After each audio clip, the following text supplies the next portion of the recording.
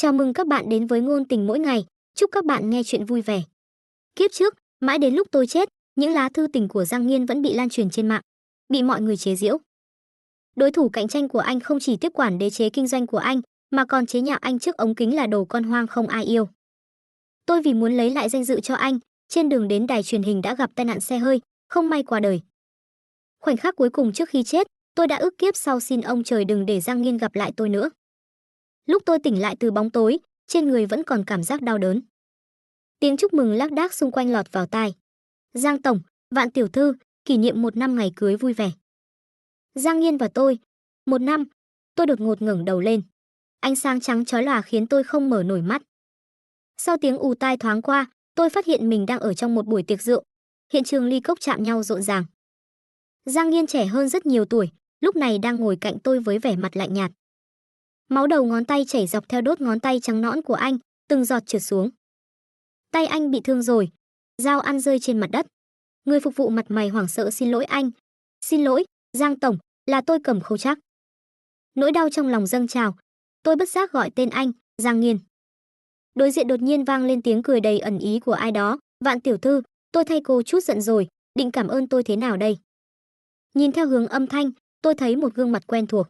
Đối thủ cạnh tranh của Giang Nghiên, cũng là kẻ đầu sỏ đã hại chết anh ở kiếp trước Tống Kinh Bình.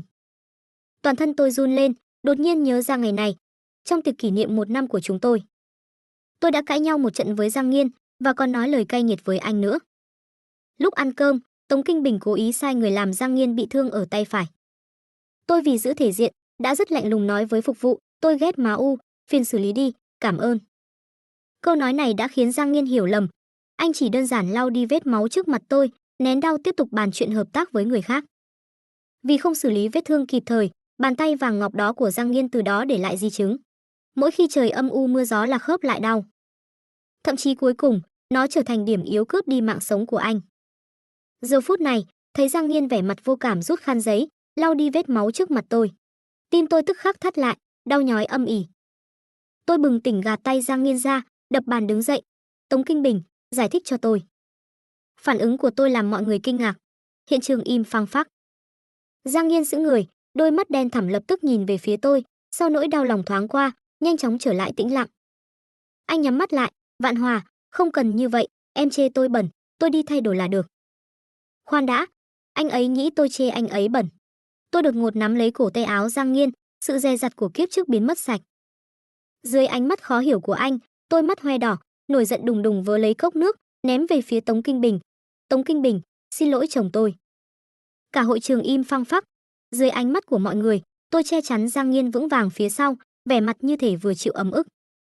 Dưới lòng bàn tay là cổ tay không chút hơi ấm của Giang Nghiên. Vì đau, nó đang khẽ run lên. Chỉ vì một câu nói trước khi cưới của tôi, em muốn một cuộc sống đủ đầy. Mà đêm nay Giang Nghiên liều mạng cũng phải chốt được vụ làm ăn này. Nụ cười trên mặt Tống Kinh Bình biến mất, hắn lau vệt nước trên vai, lạnh lùng hỏi, Vạn tiểu thư, không phải cô ghét Giang Nghiên nhất sao? Bây giờ lại giả vờ cái gì? Cảm giác mềm mại dưới lòng bàn tay lúc này lại chân thật đến thế. Dù không nhìn Giang Nghiên, tôi vẫn cảm nhận được sự cứng đờ của anh. Tôi rút khăn giấy, quấn tạm quanh vết thương của anh, nói, đây đều là tình thú vợ chồng chúng tôi, thứ ngay cả người cũng không bằng như anh, cũng không biết, hiểu không? Sắc mặt Tống Kinh Bình tối sầm, Vạn Hòa cô. Khoảnh khắc này, tôi nhớ lại kiếp trước, sau khi Giang Nghiên chết, Tống Kinh Bình đã dùng những từ ngữ bẩn thỉu đó để mô tả anh, tôi lập tức vớ lấy đồ, ném tất cả những gì có thể ném. Vài phút sau, đầu Tống Kinh Bình dính đầy canh rong biển trứng, mặt còn bị rách. Lúc tôi kéo Giang Nghiên ra khỏi khách sạn, trời đang đổ mưa phùn. Mưa xuân quý như dầu, tĩnh lặng không tiếng động. Tôi vẫn còn đắm chìm trong niềm vui được trùng sinh. Giang Nghiên đột nhiên rút tay ra, giọng điệu nặng nề, được rồi, không còn ai nữa. Tôi quay đầu lại, đối diện với đôi mắt vừa bạc tình vừa đẹp đẽ của anh, bất giác thất thần. Khó mà tưởng tượng được, lúc này, anh đã đang âm thầm viết thư tình cho tôi rồi. Giang Nghiên tránh ánh mắt của tôi, lạnh nhạt nói, anh còn phải họp, em về trước đi. Tôi túm vội lấy anh, em không về. Vạn Hòa, để hôm khác hẵng cãi nhau với tôi, được không? Tối nay tôi quá mệt rồi. Anh đứng trong màn mưa phùn lất phất, ngũ quan tinh xảo xuất chúng ẩn mình trong bóng tối, ánh mắt ảm đạm. Vết máu dính trên môi và cằm khiến anh có một vẻ đẹp mong manh bệnh tật. Tôi nắm lấy tay anh, không kìm được, lặng lẽ đỏ mắt. Lúc mở miệng lần nữa, giọng nói đã nhuốm tiếng nức nở. Giang Nghiên, em sẽ không bao giờ cãi nhau với anh nữa. Tay anh bị thương rồi, đi bệnh viện với em được không? Anh đột ngột ngước mắt lên, khó tin nhìn vào mắt tôi, đáy mắt thoáng qua một tia giằng xé. Rất nhanh, lại trở về tĩnh lặng. Hòa Hòa, lần này em lại muốn hành hạ tôi thế nào? Muốn sát muối vào vết thương của tôi sao? Kiếp trước tôi đối xử với Giang Nghiên, không thể xem là tốt. Anh là người trầm ổn nội tâm, tính tình lãnh đạm, lại nghe theo mệnh lệnh của ân sư mà kết hôn với tôi. Tôi theo tiềm thức cảm thấy, anh ghét tôi. Nhiều năm trôi qua, chúng tôi sống như một đôi vợ chồng bất hòa. Đến khi anh chết, tôi mới hoảng hốt nhận ra, tình cảm của mình dành cho anh đã ăn sâu vào xương tủy. Gió đêm thổi khiến người ta hơi chóng mặt. Tôi không nhịn được nữa, ôm lấy cánh tay anh. Giang Nghiên, anh đừng chết được không? Em sợ.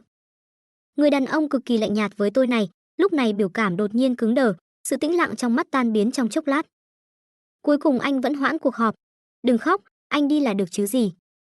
Trong quá trình bác sĩ xử lý vết thương, Giang Nghiên không nói lời nào. Bởi vì suốt quá trình đó tôi đều lo lắng hỏi bác sĩ liệu có để lại di chứng không. Nói rồi nói, còn đột nhiên suy sụp tinh thần. Dù sao kiếp trước sau khi Giang Nghiên chết, tôi vì không muốn anh bị mắng chửi, đã phải chạy đôn. Chạy đáo khắp nơi, chịu không biết bao nhiêu ánh mắt coi thường và ấm ức. Thói quen xấu này đã không sửa được nữa rồi. Ánh mắt Giang Nghiên từ đầu đến cuối dán chặt vào má tôi, không biết đang nghĩ gì. Bác sĩ xử lý xong vết thương, tháo găng tay, quay sang nhìn Giang Nghiên, anh Giang, vết thương của anh không có gì đáng ngại, nhưng vợ anh hình như bị hoảng sợ. Vẻ mặt Giang Nghiên cứng lại, lặng lẽ đáp, xin lỗi, là lỗi của tôi. Gần đây tôi toàn cãi nhau với cô ấy. Bác sĩ tỏ vẻ đã hiểu, nói đùa, bớt bắt nạt người ta đi, cô ấy trông khá quấn anh đấy. Giang Nghiên che đi dấu răng tôi cắn anh lúc cãi nhau trước đó, im lặng một lúc, khẽ nói, biết rồi.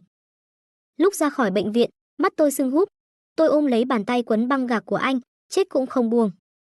Thư ký của Giang Nghiên dừng xe trước mặt, có chút khó xử, Giang tổng, cuộc họp tối nay. Lúc này đã gần nửa đêm, cường độ công việc như vậy, bảo sao cuối cùng Giang Nghiên lại bệnh tật đầy người. Tôi như bị giật mình, rúc vào người Giang Nghiên, ngủ một mình em sợ. Biểu cảm trên mặt Giang Nghiên trống rỗng, ánh mắt sâu thẳm, Hòa Hòa, em có biết mình đang nói gì không? Trước hôm nay, tôi chưa bao giờ thân thiết anh, càng đừng nói đến làm nũng với anh. Tôi vùi đầu vào ngực anh, ra cái điều nếu không về nhà với em thì em không buông tay. Giang Nghiên cuối cùng vẫn không lay chuyển được tôi. Đêm tối yên tĩnh, tôi nhìn căn biệt thự quen thuộc, trái tim hoảng loạn mới dần dần bình tĩnh lại. Giang Nghiên vẫn còn sống, chúng tôi về nhà rồi. Tôi nắm bàn tay to ấm áp của Giang Nghiên, trong lòng đang tính toán phải làm thế nào mới có thể nhắc nhở anh đề phòng một số người. Khi đi ngang qua cửa, có người đột nhiên gọi tôi từ bên cạnh. Hòa Hòa, không phải đã nói là sẽ đón sinh nhật cùng tớ sao? Người đến đứng dưới đèn đường, ánh đèn trắng lạnh lẽo chiếu sáng nốt ruồi lệ ở đuôi mắt. Mũ áo trùm đầu tuột xuống, để lộ gương mặt yêu nghiệt diễm lệ. Là bạn thanh mai trúc mã của tôi, Tống Huyền. Cũng là người thân đã ở bên tôi đến cuối cùng ở kiếp trước. Giờ phút này, tôi đột nhiên nhớ ra, tôi đã hứa tối nay sẽ về sớm gặp cậu ấy. Nhưng vì vết thương của Giang Nghiên mà kéo dài đến tận bây giờ. Khoảnh khắc Giang Nghiên nhìn thấy cậu ta, toàn thân anh cứng đờ, lạnh lùng buông tay tôi ra. Thôi rồi, anh ấy lại hiểu lầm rồi. Kiếp trước tôi đã xem thư tình của anh, nên biết rằng Giang Nghiên vẫn luôn hiểu lầm tôi thích Tống Huyền. Tôi muốn giải thích gì đó, nhưng Giang Nghiên lại lạnh lùng tránh né sự đụng chạm của tôi. Anh còn cuộc họp, về nhà trước đây. Giang Nghiên. Chưa kịp đuổi theo anh, Tống Huyền đã kéo tôi lại, nhẹ nhàng nói, Hòa Hòa, bánh kem đã chuẩn bị xong rồi, lên xe với tớ đi. Nhìn bóng lưng rời đi của Giang Nghiên, lòng tôi nóng như lửa đốt. Tống Huyền, sinh nhật cậu không phải hôm nay, rốt cuộc cậu đang giở trò gì? Nụ cười của Tống Huyền cứng lại, tớ chỉ là không ưa nổi việc anh ta lạnh nhạt với cậu. Hôm nay cậu sao vậy? Tôi không có tâm trạng giải thích với cậu ta, chìa tay ra, tài liệu tớ cần đâu. Ánh mắt Tống Huyền dần dần tối lại, Giang Nghiên còn không cảm kích, tại sao cậu vẫn muốn giúp anh ta? Kiếp trước, tôi sợ Giang Nghiên sẽ chịu thiệt trong làm ăn. Sau khi nhờ Tống Huyền điều tra ra tài liệu của Tống Kinh Bình, tôi đã lén đặt dưới gối Giang Nghiên. Giang Nghiên chắc là không xem, cuối cùng bị người ta tính kế, thất bại thảm hại. Sống lại một lần, tôi nhất định phải tự tay đưa cho anh ấy. Tống Huyền đưa tài liệu cho tôi, đột nhiên nắm chặt tay tôi, Hòa Hòa. Tối nay tớ đau dạ dày, cậu có thể ở lại với tớ một lát không? Ngay cả lời nói cũng giống hệt kiếp trước. Kiếp trước, tôi thấy sắc mặt Tống Huyền trắng bệch, sợ hết hồn, ngay trong đêm cùng cậu ấy đến bệnh viện. Kết quả bác sĩ nói với tôi, chỉ là đói thôi, không sao cả, ăn chút gì là được. Thế là, tôi đẩy tay Tống Huyền ra, bất đắc dĩ nói, cậu tìm chỗ nào đó ăn chút gì đi, tớ còn có việc quan trọng phải làm. Nói xong vội vàng đi về nhà. Tôi vốn tưởng rằng, có Giang Nghiên ở nhà, ít nhất cũng nên bật đèn. Kết quả xung quanh tối đen như mực. Ánh sáng mờ ảo từ phòng sách chiếu ra, tôi dựa vào trí nhớ đi đến cửa phòng sách. Nhìn thấy bóng dáng Giang Nghiên, anh không họp mà đang cúi đầu viết gì đó trên giấy. Bóng dáng có chút cô đơn, băng gạc đã băng bó xong, máu lại thấm ra lờ mờ. Giang Nghiên cũng không hề hay biết, tim đột nhiên thắt lại, tôi đẩy cửa bước vào. Giang Nghiên, anh đang làm gì vậy? Người đàn ông ngồi bên cửa sổ sững người, đột ngột ngẩng đầu, nhìn thấy tôi. Tôi lao tới, giật lấy cây bút trong tay anh, mắng, tay vừa mới băng xong không cần nữa à? Anh ấy chắc là không ngờ, tối nay tôi sẽ quay lại. Sau sự ngỡ ngàng thoáng qua, anh lặng lẽ che đi thứ đã viết xong, không nói một lời nhìn tôi. Tôi nổi nóng, Giang Nghiên, anh có não không vậy? Lời bác sĩ nói quên hết rồi à? Tay quan trọng hay công việc quan trọng? Rốt cuộc anh có để lời dặn của em vào lòng không hả? Sau một loạt câu hỏi trách móc của tôi, trên mặt Giang Nghiên lộ ra vẻ trống rỗng hiếm thấy. Xin lỗi, anh đột nhiên xin lỗi tôi, anh, không ngờ em sẽ quay lại. Tôi nghẹn lời, không mắng được câu nào nữa. Anh ấy sợ, tối nay tôi sẽ ở cùng Tống Huyền đúng không? Tôi mềm lòng, cẩn thận gỡ băng gạc cho anh, thay cái mới. Em và Tống Huyền không có quan hệ gì. Giang Nghiên, người em thích là anh. Hơi thở trên đỉnh đầu đột nhiên trở nên rất nhẹ. Giang Nghiên rời mắt đi, đợi tôi băng bó xong, bưng đồ còn lại đi ra ngoài. Như đang trốn tránh điều gì đó, tôi lao tới chặn trước mặt anh, lần đầu tỏ tình, giọng nói run rẩy. Giang Nghiên, em nói em thích anh. Màn đêm dày đặc, đôi mắt Giang Nghiên sâu không thấy đáy. Giọng anh khàn đi, Hòa Hòa, hôm nay đến đây thôi, quậy đủ rồi thì đi ngủ đi. Anh ấy vẫn không tin tôi. Tôi rút tập tài liệu vừa lấy từ chỗ Tống Huyền ra khỏi túi, đưa cho anh. Đây là tài liệu của Tống Kinh Bình, em hy vọng anh có thể thắng hắn. Ánh mắt Giang Nghiên rơi trên tập tài liệu dày cộp đó, đáy mắt thoáng qua nụ cười khổ tự giễu. Tôi không đợi được phản ứng như dự đoán, nắm lấy tay áo Giang Nghiên hỏi, tại sao anh không tin em? Chẳng lẽ chỉ có dùng chút thủ đoạn mới có thể khiến anh ấy thẳng thắn nói ra lòng mình sao? Tôi cắn răng, đỏ mặt cởi dây buộc váy, rồi run run rẩy rẩy ôm lấy anh. Em đối với anh là thật lòng. Trong bóng tối, toàn thân Giang Nghiên căng cứng, một luồng sát khí nhàn nhạt lớn dần trong đêm tối. Bàn tay to đột ngột áp lên eo tôi, cùng với tiếng vải rách giòn tan, trên người tôi lạnh đi. Ngay sau đó, tôi bị Giang Nghiên đè xuống sofa. Đáy mắt anh cuồn cuộn sắc đen đậm đặc, tay siết chặt cằm tôi, khàn giọng nói: "Hòa Hòa, em vì cậu ta lại có thể làm đến mức này." Anh ấy hình như tức giận rồi. Mắt tôi rưng rưng lệ, "Giang Nghiên, em đau." Anh bật cười thành tiếng, lời nói không chút hơi ấm, "Dám lừa tôi, em đáng bị đau." Toàn thân tôi run lên, nắm chặt áo sơ mi của anh, "Em không có." Giang Nghiên dường như bị tôi chọc tức điên rồi, bàn tay to ráp bóp lấy cổ mảnh khảnh của tôi, từng chữ nói, "Tập tài liệu đó toàn là giả." "Hóa Hòa, em muốn anh làm theo nó, rồi chết trong tay Tống Kinh Bình sao? Như vậy, em có thể cùng Tống Huyền cao chạy xa bay rồi, đúng không?" Tôi bị lời nói của anh làm choáng váng. "Anh đang nói gì vậy? Tống Huyền là em trai cùng cha khác mẹ của Tống Kinh Bình, Hòa Hòa, chẳng phải em vẫn luôn biết sao?" Tôi sững sờ mở to mắt, trời đất chứng giám. Kiếp trước đến chết, tôi cũng không biết mối quan hệ này. Nghĩ thông suốt những điều này, sắc mặt tôi trắng bệch. Hóa ra kiếp trước, cái chết của Giang Nghiên, ngoài sự tính kế của Tống Kinh Bình, còn có một phần là do anh ấy tưởng tôi muốn anh ấy chết. Nước mắt tuôn rơi không kiêng dè, tôi bất chấp cơn giận của Giang Nghiên, ôm chặt lấy anh. "Xin lỗi, Giang Nghiên, xin lỗi." Giang Nghiên cười khẩy thành tiếng, "Đủ rồi, diễn quá thì thành giả." Nhân lúc anh còn khống chế được, rời khỏi ngay. Tôi nắm chặt áo sơ mi của anh, đốt ngón tay trắng bệch. "Em không đi, em đã nói sẽ không bao giờ rời xa anh." Áp suất trong phòng hạ thấp, có một sự yên tĩnh trước cơn bão. Giang Nghiên dường như hận không thể GIEC tôi ngay giây tiếp theo. "Em đoán chắc là tôi thật sự không làm gì được em đúng không?" Tôi lặng lẽ nhìn thẳng vào người đàn ông trước mặt. Trong mắt anh thấy được sự cố chấp và điên cuồng đang dần tích tụ. Tôi dùng mình một cái, không sợ chết mà vòng tay ôm cổ anh. Nói nhỏ, "Chồng ơi, lạnh quá, mình vào phòng ngủ được không?" Giây tiếp theo, tôi bị anh đột ngột lật người đè xuống sofa.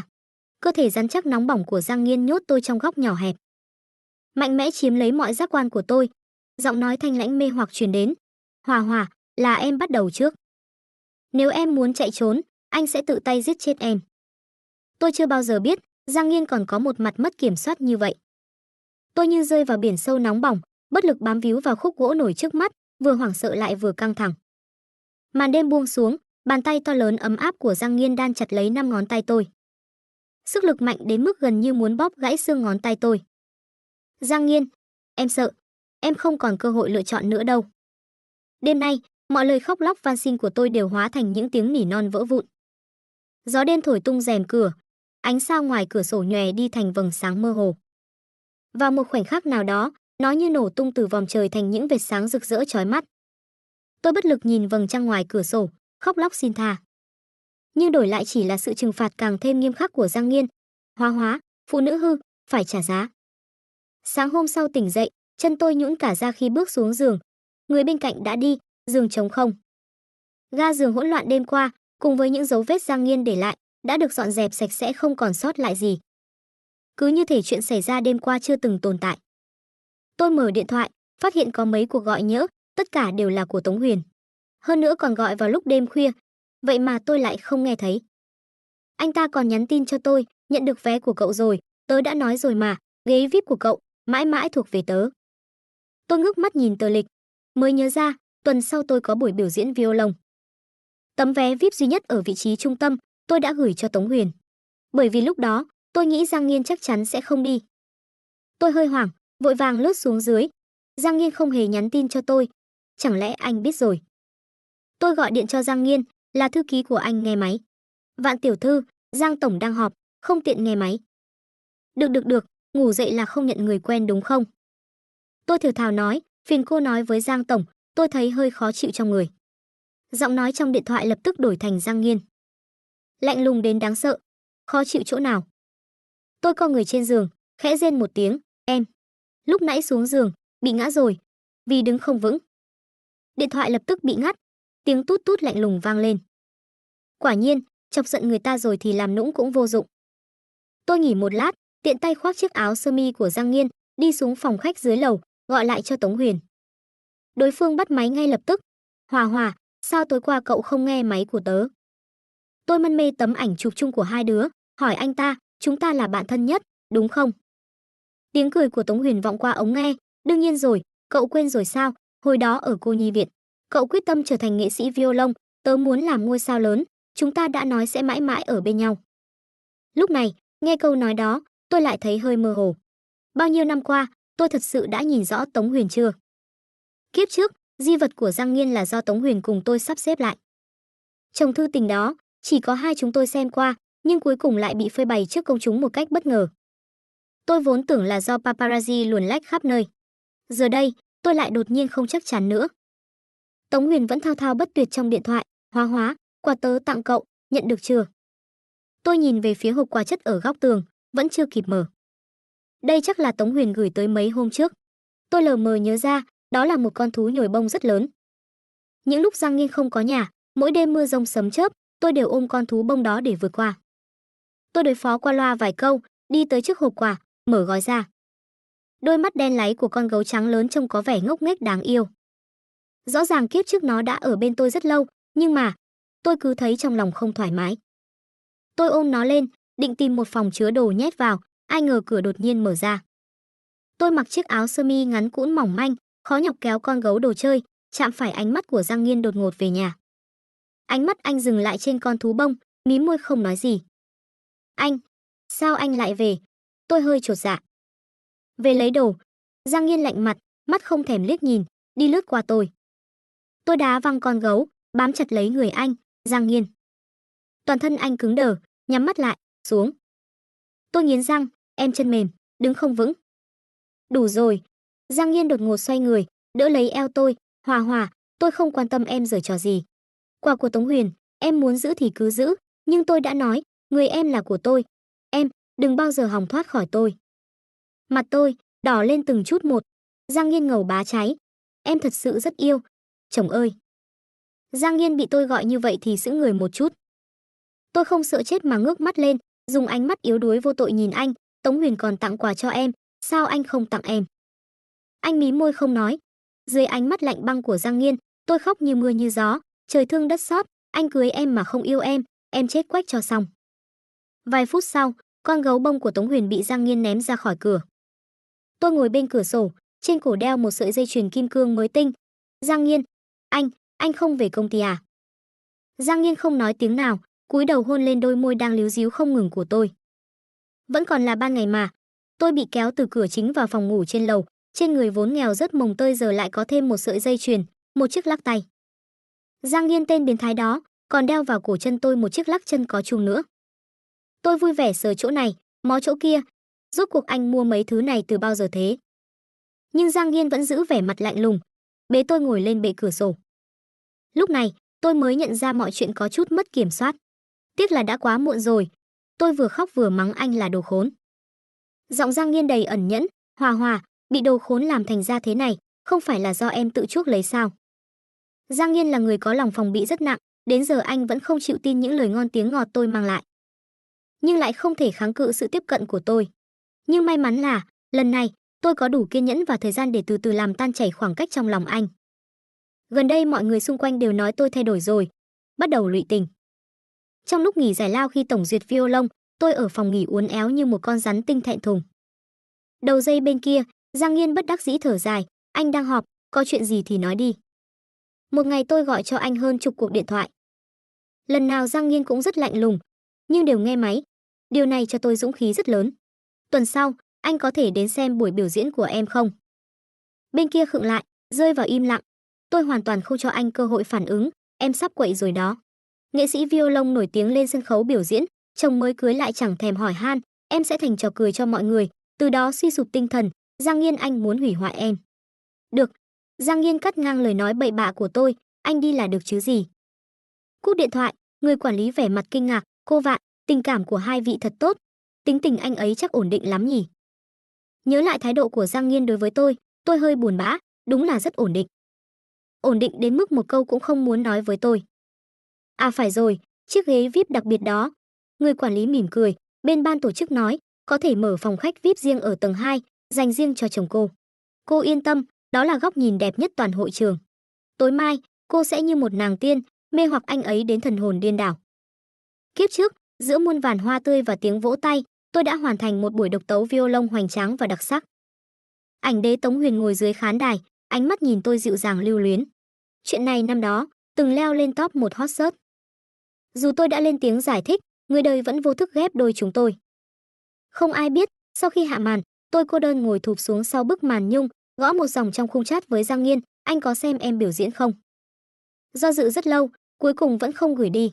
Tôi giống như một đứa trẻ thiếu tình thương, cố gắng đứng ở vị trí nổi bật nhất, tùy ý làm càn gây rối, nhưng người mình thầm thương vẫn không chịu nhìn tôi lấy một lần.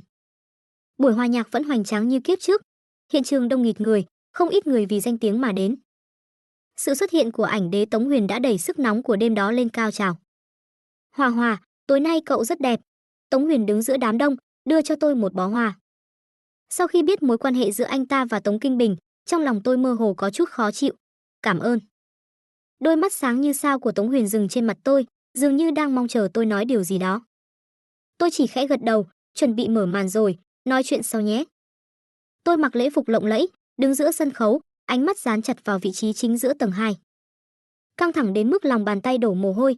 Nơi đó tối om, hoàn toàn không có ai. Tôi thất vọng cúi đầu, quả nhiên, Giang Nghiên không đến. Nhưng không sao cả. Ánh đèn sân khấu dần tối đi, một chùm đèn chiếu từ trên cao dọi xuống mặt tôi. Tôi đứng trước micro, giọng nói nhẹ nhàng, thật ra, tối nay ngoài biểu diễn violon, tôi còn có một việc quan trọng muốn thông báo. Tôi biết những năm qua, mọi người rất tò mò về chuyện cá nhân của tôi. Thậm chí lễ Tết còn bắt đầu giục cưới rồi. Bên dưới vang lên những tiếng cười rộ lên, còn có người hò hét, gọi tên Tống Huyền. Tôi hơi nhòi người, ghé sát micro, thật ra, tôi đã kết hôn rồi. Tôi giơ chiếc nhẫn kim cương lớn trên ngón áp út lên, mơ màng nhìn về phía tầng 2, mỉm cười nói, anh Giang, em yêu anh. Cả khán phòng xôn xao, tiếng xì xào bàn tán vang lên. Anh Giang là ai? Không lẽ là doanh nhân nổi tiếng kia, Giang Nghiên? Vãi, tin lớn nhà a, tôi cứ tưởng cô ấy với Tống Huyền một đôi, đu nhầm thuyền rồi. Giữa những tiếng bàn tán như sóng vỗ, tôi nâng cây violon lên. Giang Nghiên, bản nhạc tối nay là dành cho anh. Bản nhạc này tên là Yêu Thầm, là tôi của thời trẻ, sáng tác vì Giang Nghiên. Tiếc là khi đó còn trẻ người non dạ, lòng tự trọng vừa yếu đuối lại nhạy cảm. Không biết phải thể hiện thế nào, mới khiến chúng tôi bỏ lỡ nhau nhiều năm. Tiếng đàn du dương, mang theo vị chua chát của thiếu nữ mới biết yêu, vang vọng khắp khán phòng. Lúc này tôi không hề biết phòng VIP vốn không có người, lại có một bóng hình cao lớn rắn rỏi, lặng im hồi lâu. Đáy mắt anh phản chiếu hình ảnh người con gái giữa sân khấu, trái tim không kiểm soát được mà đập nhanh hơn, thúc mạnh vào lồng ngực. Cơn đau âm ỉ kéo dài truyền đến, kèm theo niềm vui khó kìm nén, lan tỏa khắp cơ thể. Hòa Hòa anh giơ tay, dùng đầu ngón tay chạm vào khuôn mặt dịu dàng xinh đẹp ấy qua khoảng không. Như chạm vào nàng siren quyến rũ trên biển cả. Biết rõ sẽ bỏ mạng nơi đây, nhưng vẫn cam tâm tình nguyện một mình tiến tới. Giữa ánh mắt tìm kiếm và dõi theo mờ mịt của đối phương, giọng anh chua xót, "Hòa Hòa, tin em lần cuối, nếu còn lừa tôi nữa." Năm ngón tay anh siết chặt trong không trung, đáy mắt lóe lên một tia tuyệt vọng, "Tôi sẽ không tha cho em đâu." Sau khi hạ màn, tôi vội vã chạy vào hậu trường. "Giang Nghiên đến chưa?" Người quản lý gật đầu, "Đến rồi ạ, anh Giang không đến muộn." Tôi không ngoảnh đầu lại mà lao về phía phòng tiệc, run rẩy nhẹ nhẹ vì cuộc gặp mặt sắp tới. Anh ấy có thấy món quà tôi chuẩn bị không? Anh ấy có ôm tôi và nói một câu buổi biểu diễn tối nay rất tuyệt vời không? Nhưng tôi tìm khắp hội trường mà không thấy bóng dáng anh đâu. Tống Huyền không biết xuất hiện bên cạnh tôi từ lúc nào. "Hòa Hòa, vừa rồi cậu đang diễn kịch à?" Tôi né tránh cái chạm của anh ta, "Tôi có việc gấp." Anh ta nắm chặt tay tôi, lực tay có chút mất kiểm soát, nhưng trên mặt lại nở nụ cười quyến rũ. "Cậu thân mật với Giang Nghiên từ bao giờ thế?" Tôi dùng sức giằng tay anh ta ra, "Tôi với anh ấy không nên thân mật sao? Chúng tôi kết hôn rồi." Sắc mặt Tống Huyền cứng đờ, khuôn mặt đẹp trai ẩn vào trong bóng tối, khẽ nhếch môi. "Vậy sao? Nhưng hình như anh ta đi rồi thì phải." "Không thể nào, Giang Nghiên sẽ không rời đi." Người quản lý đột nhiên vội vã chạy tới, "Cô Vạn, xảy ra chuyện rồi. Có người đã tráo món quà cô tặng anh Giang, tôi tìm thấy cái này ở hậu trường." Tôi nhìn người quản lý, chai rượu sâm panh tôi tỉ mỉ chuẩn bị cho Giang Nghiên vẫn còn nguyên vẹn nằm trong thùng rác. Nhưng vỏ hộp bên ngoài thì không thấy đâu nữa. Giang Nghiên đã từng thấy hộp quà đó. Anh hẳn đã đoán được, bên trong là món quà tôi chuẩn bị cho anh. Sâm panh ở trong thùng rác. Vậy thì, trong hộp quà đó, rốt cuộc là cái gì? Tống Huyền bật cười khẽ, "Hòa Hòa, tối nay, tôi sẽ tặng cậu một vở kịch hay." Tôi quay đầu lại, chạm phải ánh mắt âm u điên cuồng của anh ta, tim chợt trùng xuống. Tống Huyền cười trầm thấp, "Cậu đoán xem, nếu thằng khốn Giang Nghiên đó biết, cậu lừa hắn đến hội trường, bỏ thuốc vào rượu tặng hắn, liệu hắn còn yêu cậu không?" Đầu óc tôi ong lên một tiếng, không còn nghe thấy gì nữa. "Cậu bỏ cái gì vào rượu của anh ấy?" Đối mặt với sắc mặt trắng bệch của tôi, Tống Huyền nhẹ bẫng nói, "Giờ này, chắc hắn đang ở trên giường, mây mưa với người phụ nữ xa lạ nào đó rồi." Tôi không biết mình đã chạy ra khỏi phòng tiệc như thế nào. Tôi gọi cho Giang Nghiên rất nhiều cuộc điện thoại, đều không liên lạc được. Cuối cùng chỉ đành chạy thẳng đến quầy lễ tân, "Tôi là vợ của Giang Nghiên, phiền các vị cho tôi biết anh ấy ở phòng nào." Đối phương áy náy nói, "Xin lỗi thưa cô, trong hệ thống không tra được thông tin của anh Giang." Người quản lý đang gọi điện cho ban tổ chức. Tra tên Tống Huyền. Tôi như nghĩ ra điều gì đó, túm lấy cánh tay cô ấy, giọng run rẩy, "Không phải. Bảo họ tra Tống Kinh Bình." Tống Huyền sở dĩ không kiêng dè gì, là vì chắc chắn không ai biết mối quan hệ giữa anh ta và Tống Kinh Bình. Quả nhiên, vài phút sau, tôi nhận được số phòng. Đêm khuya, tôi xách váy dài, chạy như điên trên hành lang. Đến trước cửa phòng, tôi dùng sức đập mạnh vào cửa. "Giang Nghiên, anh mở cửa ra." Cửa kéo kẹt một tiếng, hé ra một khe nhỏ. Một chiếc cốc thủy tinh sượt qua tai tôi trong gang tấc, đập vào bức tường phía sau vỡ tan thành mảnh vụn. "Cút!"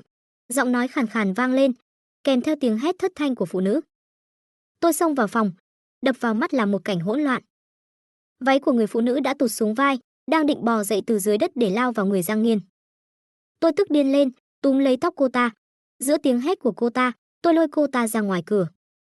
"Mẹ kiếp mày là ai? Buông tao ra." Chát, tôi tát mạnh một cái, ngay khoảnh khắc nhìn thấy mặt cô ta, đáy lòng dâng lên cái lạnh thấu xương. Lâm Hàn Tuyết, cô gái kiếp trước lẽo đẽo theo sau Tống Huyền, thầm thích Tống Huyền. Tôi còn từng giúp cô ta, thì ra, đúng là Tống Huyền làm. Lâm Hàn Tuyết lúc này còn chưa quen tôi, cô ta nằm trên đất, mắt tràn đầy vẻ không cam lòng. "Giang Nghiên chạm vào tôi rồi, tôi muốn báo cảnh sát." Người quản lý bịt miệng cô ta lại, "Thích báo cảnh sát thế cơ à, vậy thì nói cho rõ trước mặt cảnh sát đi." Người của Giang Nghiên lúc này đã dẫn cảnh sát vội vã chạy tới. Trong mắt Lâm Hàn Tuyết cuối cùng cũng lộ ra vẻ sợ hãi. Vạn tiểu thư, Giang tổng anh ấy vẫn ổn chứ? Tổng thư ký của Giang Nghiên có chút lo lắng. Tôi nói, tối nay tôi sẽ trông anh ấy. Trước khi trời sáng, tôi sẽ không để bất kỳ ai lại gần Giang Nghiên. Mọi người rời đi, đóng cửa lại, tôi khuỵu xuống đất, toàn thân rã rời. Chưa kịp để tôi thở một hơi, một bàn tay to lớn đột nhiên bóp lấy cổ tôi, kéo tôi từ dưới đất lên. Rầm một tiếng, lưng tôi đập vào cánh cửa, mùi rượu nồng nặc xâm chiếm các giác quan của tôi. Ánh mắt Giang Nghiên đỏ ngầu, cút ra ngoài. Tôi đau đến ứa nước mắt, cảm giác nghẹt thở ập đến. Giang Nghiên, là em, Vạn Hòa. Giang Nghiên nghe thấy tên tôi, đáy mắt lóe lên một tia giãy giụa. Hòa Hòa. Là em, tôi cố gắng dịu giọng, từ từ bám vào cánh tay anh. Em là Hòa Hòa, em đến tìm anh rồi. Khuôn mặt tuấn tú trắng nõn của Giang Nghiên lập tức nhuốm một tầng đỏ ửng. Vạn Hòa đối với tôi không phải như vậy. Anh dường như suy nghĩ rất hỗn loạn, vẻ mặt đau khổ. Cô ấy không yêu tôi, cô ấy đối với tôi mãi mãi là lời lạnh nhạt cay nghiệt. Em không phải cô ấy. Thấy cảm xúc Giang Nghiên vừa mới ổn định lại sắp bùng nổ, trong lúc cấp bách, tôi đột ngột lạnh giọng. Giang Nghiên, anh đối xử với em như vậy sao? Giang Nghiên cứng đờ người, ánh mắt phủ một lớp sương mờ mịt. Tôi nhẫn tâm, bỏ tay ra. Giang Nghiên như bị bỏng, vội vàng buông tay, không khí trong lành đột ngột tràn vào phổi tôi. Giang Nghiên dựa vào tường, cúi đầu, nhắm mắt lại. Gương mặt điển trai ẩn hiện trong ánh sáng và bóng tối, trên mặt dính máu, mang một vẻ đẹp tan vỡ đầy quyến rũ sau khi bị giày vò. Tôi ho khan, giọng khản đặc. Giang Nghiên, về giường đi, đừng để em phải nhắc lại lần hai. Môi anh run run, được. Tôi thầm thở phào nhẹ nhõm, bất kể dùng cách gì, miễn là anh ấy nghe lời là được. Anh ngồi xuống bên giường, từ từ hạ thấp người, hơi thở rối loạn. Tôi thấy vành tai Giang Nghiên đỏ bừng, cả cổ và xương quai xanh cũng nhuốm một tầng hồng. Có thể thấy, Giang Nghiên rất khó chịu. Nhưng vì có tôi ở đây, anh thà cắn răng chịu đựng, không hé một lời, cũng không muốn để tôi nhìn ra manh mối. Lòng tôi mềm nhũn, tôi cẩn thận túm lấy cà vạt của anh. Anh bị tôi nhẹ nhàng kéo nửa người trên lên, thành kính nhìn khuôn mặt tôi, ánh mắt vừa ngoan ngoãn vừa mờ mịt. Đừng động đậy, tôi thấp giọng ra lệnh, quỳ thẳng lên, em tháo cà vạt cho anh. Hơi thở nóng rực của Giang Nghiên phả lên mu bàn tay tôi, nơi đầu ngón tay lướt qua là cảm giác bỏng rễ thiêu đốt lòng người. Tôi tắt đèn, chiếc cà vạt biến thành sợi dây trói hai tay anh, buộc vào đầu giường, để phòng khi anh mất kiểm soát làm tôi bị thương. Hòa Hòa, anh ngẩng cổ lên, lộ vẻ cầu xin. Nhìn dáng vẻ bất lực của anh, tôi đột nhiên nảy sinh chút ý đồ xấu xa. Cúi người đè lên anh, tôi nhẹ nhàng cắn môi Giang Nghiên. Giang tiên sinh, anh cứ thuận theo em đi. Không, anh nhắm mắt, gần như nói mê, muốn Hòa Hòa. Tôi cong môi, em chính là Hòa Hòa, em yêu anh. Anh dường như bị tôi mê hoặc, yên lặng không nói lời nào. Ban đầu, Giang Nghiên rất nghe lời. Trong bóng tối, tiếng thở dốc khe khẽ đầy kìm nén của anh thật quyến rũ. Hòa Hòa, xin em đừng như vậy. Đừng như thế nào cơ? Tôi xấu tính trêu chọc, tiếp tục làm loạn trên người anh. Thế nhưng ưu thế chấm dứt đột ngột vào khoảnh khắc chiếc cà vạt tụt xuống. Con thú bị lý trí giam cầm cuối cùng cũng phá cũi xông ra. Tôi bắt đầu hoảng sợ. Giang Nghiên, anh quay lại, không được chạm vào em. Tiếc là anh chẳng nghe thấy gì cả. Trong bóng tối, tiếng động trong trẻo hóa thành khúc nhạc mở màn cho cuộc chiến của mãnh thú. Chiến trường kịch liệt tùy ý bày ra trong đêm khuya không người, càng lúc càng dữ dội, muốn lấy mạng người. Bạn không thể nói lý lẽ với một con thú mất trí, chỉ có thể bị anh ta tùy ý cướp đoạt, cắn xé. Sau đó, để lại đầy dấu vết của anh ta, đúng là muốn mạng mà. Trời sáng, cuối cùng tôi cũng đạp văng con thú điên cuồng này ra, quấn vội quần áo rồi bỏ trốn. Vạn tiểu thư, sắc mặt cô không tốt lắm. Tối qua có chuyện gì xảy ra sao? Tại đồn cảnh sát, thư ký trưởng của Giang Nghiên nhắc nhở với vẻ mặt không tự nhiên. Nhớ lại cảnh tượng mình chạy trốn thảm hại bị người ta bắt gặp tại trận ban nãy, tôi chỉ muốn độn thổ cho xong. Tôi lúng túng chuyển chủ đề, có thể nhanh hơn chút không? Tôi còn phải về nữa. Lúc tôi ra ngoài, Giang Nghiên đã ngủ rồi. May quá, tình hình không tệ hơn. Mau chóng lấy lời khai xong, chuyện đêm nay coi như cho qua. Cả nhà cùng vui. Chuyện mới qua vài tiếng, Tống Kinh Bình vẫn chưa biết tin Lâm Hàn Tuyết bị cảnh sát bắt đi. Lúc này trên mạng đã có hot search mà bọn họ đặt trước. Giang Nghiên bị nghi ngoại tình với gái quán bar. Trong ảnh, hình Giang Nghiên và Lâm Hàn Tuyết lần lượt ra vào phòng bị chụp rất rõ ràng. Chỉ trong nửa tiếng, mục này đã sắp leo lên top. Cư dân mạng chửi bới thậm tệ, đàn ông đúng là đồ khốn nạn, Vạn Hòa vừa tuyên bố kết hôn, Giang Nghiên đã vả mặt cô ấy. Ly hôn đi. Anh ta không xứng với Vạn Hòa. Tôi vừa định đăng bài, người quản lý đã giữ tay tôi lại. Đợi thêm chút nữa, em không có bằng chứng gì, chỉ khiến người ta hiểu lầm là em nhẫn nhịn chịu đựng, bao che cho Giang Nghiên thôi. Muộn nhất là trưa nay, cảnh sát sẽ ra thông báo. Việc lấy lời khai kéo dài đến 5:30 sáng. Tôi lê tấm thân mệt mỏi về phòng. Rèm cửa chưa kéo kín, xung quanh tối mờ. Khoan đã, sao trên giường trống không? Giang Nghiên đâu rồi? Tôi ngơ ngác đứng tại chỗ, lòng thắt lại. Giây tiếp theo, một thân hình nóng rực ôm chặt lấy tôi từ phía sau. Giọng nói tỉnh táo của Giang Nghiên vang lên, mang theo nỗi tuyệt vọng tan nát. Tối qua, em đã đi đâu? Tôi nhất thời không phản ứng kịp. Hả? Anh hỏi em, tối qua đã đi đâu? Giang Nghiên nghiến răng, toát ra một vẻ điên cuồng tĩnh lặng. Em có đi đâu đâu. Vạn Hòa, anh hung hăng đè tôi xuống giường, đôi mắt đỏ ngầu khiến tim tôi thắt lại. Anh ấy có phải đã hiểu lầm gì rồi không? Giang Nghiên đau đớn đến run rẩy toàn thân. Vạn Hòa, tim em không đau sao? Em hận anh, có thể để anh chết đi, tại sao phải dùng cách này để sỉ nhục anh? Đầu óc tôi trống rỗng, em sỉ nhục anh thế nào? Ngủ với em thì bẩn lắm sao? Câu nói này kích động Giang Nghiên, anh bật ra một tiếng cười tuyệt vọng, chuốc rượu cho anh, cho người làm bẩn anh, hủy hoại danh dự của anh, ly hôn với anh, rồi sao nữa? Em còn muốn làm gì? Em muốn thấy anh chết à? Trên môi anh vẫn còn dấu vết bị tôi cắn rách, trông y hệt một thiếu nam nhà lành bị người ta giày vò. Tôi đột nhiên nhìn thấy chiếc điện thoại anh để quên trên giường, đang hiển thị bài báo đã lên top hot search. Giang Nghiên tưởng rằng tối qua anh đã ngủ với người khác. Vẻ mặt tôi trở nên rất kỳ quặc. Anh đợi đã, anh nghe em à, do cử động của tôi, chiếc váy vang lên tiếng xé rách. Giây tiếp theo, cơ thể đầy vết hôn của tôi lộ trước mặt Giang Nghiên. Giang Nghiên dừng lại, đáy mắt hiện lên vẻ sững sờ. Anh run rẩy hôn lên môi tôi, giọng nói hèn mọn, ai làm? Vạn Hòa, xin em nói cho anh biết, rốt cuộc là ai? Anh không chỉ quên mất tối qua đã giày vò em thế nào, mà còn tưởng em ngoại tình. Nỗi ấm ức tôi kìm nén cả đêm đột nhiên bùng nổ. Ngay trước mặt anh, tôi bật khóc nức nở. Giang Nghiên cứng đờ người, còn chưa kịp phản ứng đã bị tôi đạp liên tiếp mấy cái. Đồ khốn, khốn nạn, đồ chết bầm, ngoài anh ra thì còn ai vào đây nữa? Tối qua em chỉ ngủ được 2 tiếng, anh có để yên cho người ta ngủ không hả? Mặt Giang Nghiên ăn trọn một cái tát của tôi, vết đỏ nhanh chóng hiện lên. Nhưng người thì ngây ra, Hòa vẻ tuyệt vọng tĩnh lặng nơi đáy mắt anh chợt gợn lên một tia sóng, mang theo chút khó tin. Rất nhanh, giống như ánh sáng nhảy múa, lan tỏa từng chút một. Anh, chúng ta. Tôi khóc rất to, móc điện thoại ném mạnh vào lòng anh. Trên đó là ảnh tôi chụp trộm anh tối qua, vốn định giữ lại sau này lén xem. Còn có video ngắn đã quay, định bụng đợi anh tỉnh lại sẽ tống tiền một phen. Kết quả chưa quay xong đã bị Giang Nghiên giãy thoát khỏi trói buộc phản công. Video chìm vào bóng tối, toàn bộ quá trình ghi lại tiếng cầu xin và chửi mắng của tôi. Những âm thanh vốn khiến người ta đỏ mặt tía tai, giờ phút này lại đóng băng Giang Nghiên tại chỗ. Đáy mắt anh thoáng qua chút hoảng loạn, luống cuống nhìn tôi. Hòa, anh tưởng là mơ. Anh cái gì mà anh? Tôi tức không kiềm chế nổi, tính tình ương bướng giấu kín bấy lâu không nén được nữa, anh cút đi. Không phải muốn ly hôn sao? Ly hôn đi, có mới nới cũ, tên khốn.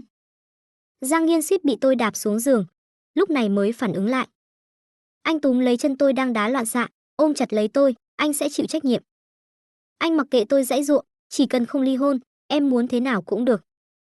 Vài tiếng sau, tôi mạnh mẽ mở cửa, khoanh tay bước ra với vẻ mặt kiêu ngạo. Những người đang đợi ở cửa đều nhìn sang. Giang Nghiên mặc vest chỉnh tề, bóng dáng cao lớn đi theo sau tôi, im lặng và kín đáo. Phóng viên lập tức vây quanh, xin hỏi hai vị, tin đồn trên mạng là thật sao? Ngài thật sự đã phản bội Vạn tiểu thư, qua lại với gái quán 3 sao? Giang Nghiên không nói lời nào, đôi mắt đen dán chặt vào người tôi, dường như chẳng nghe thấy gì. Tôi vén tóc, che miệng giả vờ ngạc nhiên, không phải chứ, thời buổi này vợ chồng mở phòng cũng bị các người soi mói à? Người tối qua đã bị đưa đến đồn cảnh sát rồi. Mời quý vị theo dõi thông báo tình hình án của cảnh sát sau. Những câu hỏi tới tấp của mọi người khiến tôi hơi đau đầu.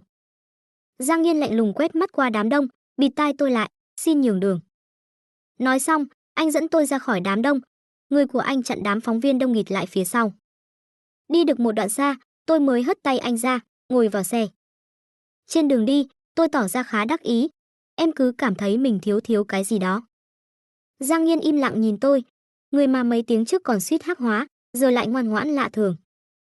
Tôi giơ tay lên, anh không thấy ngón cái, ngón trỏ, ngón giữa, ngón út của em thiếu mấy chiếc nhẫn sao? Rốt cuộc người tốt bụng nào sẽ tặng em? Đây nhỉ? Giang Nghiên mím môi, không tự nhiên nhìn đi chỗ khác, anh mua cho em.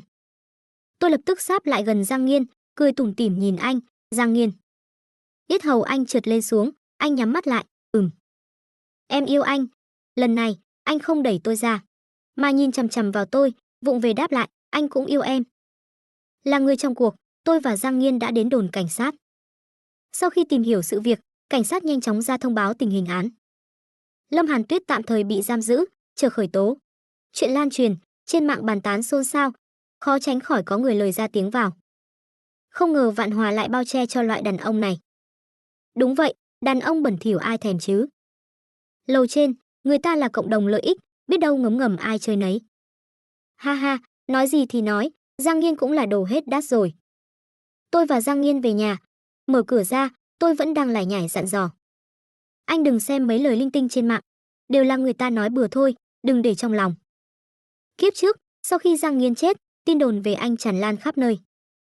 Dưới sự thúc đẩy của Tống Kinh Bình, thậm chí từng có phần tử chống đối xã hội hát xăng lên bia mộ Giang Nghiên. Tôi sợ anh bị tổn thương, liền với lấy điện thoại của anh. Tài khoản của anh thoát ra trước đi, mấy ngày này không được đăng nhập. Lời chưa nói hết, tôi đã bị Giang Nghiên ôm chặt. Trong biệt thự không bật đèn. Thời gian lặng lẽ trôi trong đêm đen tĩnh lặng. Hòa Hòa, cơ thể anh chỉ thuộc về em, đừng bỏ rơi anh. Giang Nghiên cuối cùng cũng cởi bỏ lớp vỏ bọc kiên cường, nâng cả trái tim đặt trước mặt tôi. Mắt tôi cay xè, tôi dụi vào lòng anh. Giang Nghiên, em có một câu chuyện, anh muốn nghe không? Tôi kể cho Giang Nghiên nghe rất nhiều, kể về sự bỏ lỡ của chúng ta ở kiếp trước. Kể về sự hèn hạ của Tống Kinh Bình, về quá khứ của Tống Huyền và tôi, về những người Giang Nghiên cần đề phòng. Chỉ đến cuối cùng, tôi im lặng. Giang Nghiên nghe rất chăm chú, câu hỏi đánh trúng điểm yếu, anh đã chết như thế nào? Tôi co người trong lòng anh, run rẩy, cơn ác mộng dày vò tôi vô số đêm lại ùa về. Rơi xuống vách núi, Tống Kinh Bình lừa anh, nói em ở trên đỉnh núi. Trên đường anh lên núi, phanh xe bị người ta động tay chân, anh bị văng ra ngoài cửa sổ. Tôi nắm chặt đầu ngón tay lạnh lẽo của Giang Nghiên, khóc không thành tiếng, tay anh có tật cũ, đến cả cành cây cuối cùng cũng không nắm được. Cho đến tận hôm nay, 4 chữ Giang Nghiên qua đời vẫn là cơn ác mộng tôi không thể nào quên được. Khi tôi chạy đến hiện trường, chỉ thấy chiếc xe nát bét và những vết cào cấu lộn xộn trong bùn đất. Giang Nghiên rơi xuống vách núi, không tìm thấy thi thể. Mỗi lần nửa đêm mơ về, tưởng tượng dáng vẻ của Giang Nghiên trước khi qua đời, tôi đều đau lòng đến không thở nổi. Ngã từ nơi cao như vậy xuống, chắc anh ấy đau lắm. Giang Nghiên nhẹ nhàng vỗ lưng tôi, hôn lên trán tôi, đừng nói nữa, đêm nay đến đây thôi. Tôi cố chấp níu lấy anh, những người em vừa nói, anh phải nhớ kỹ.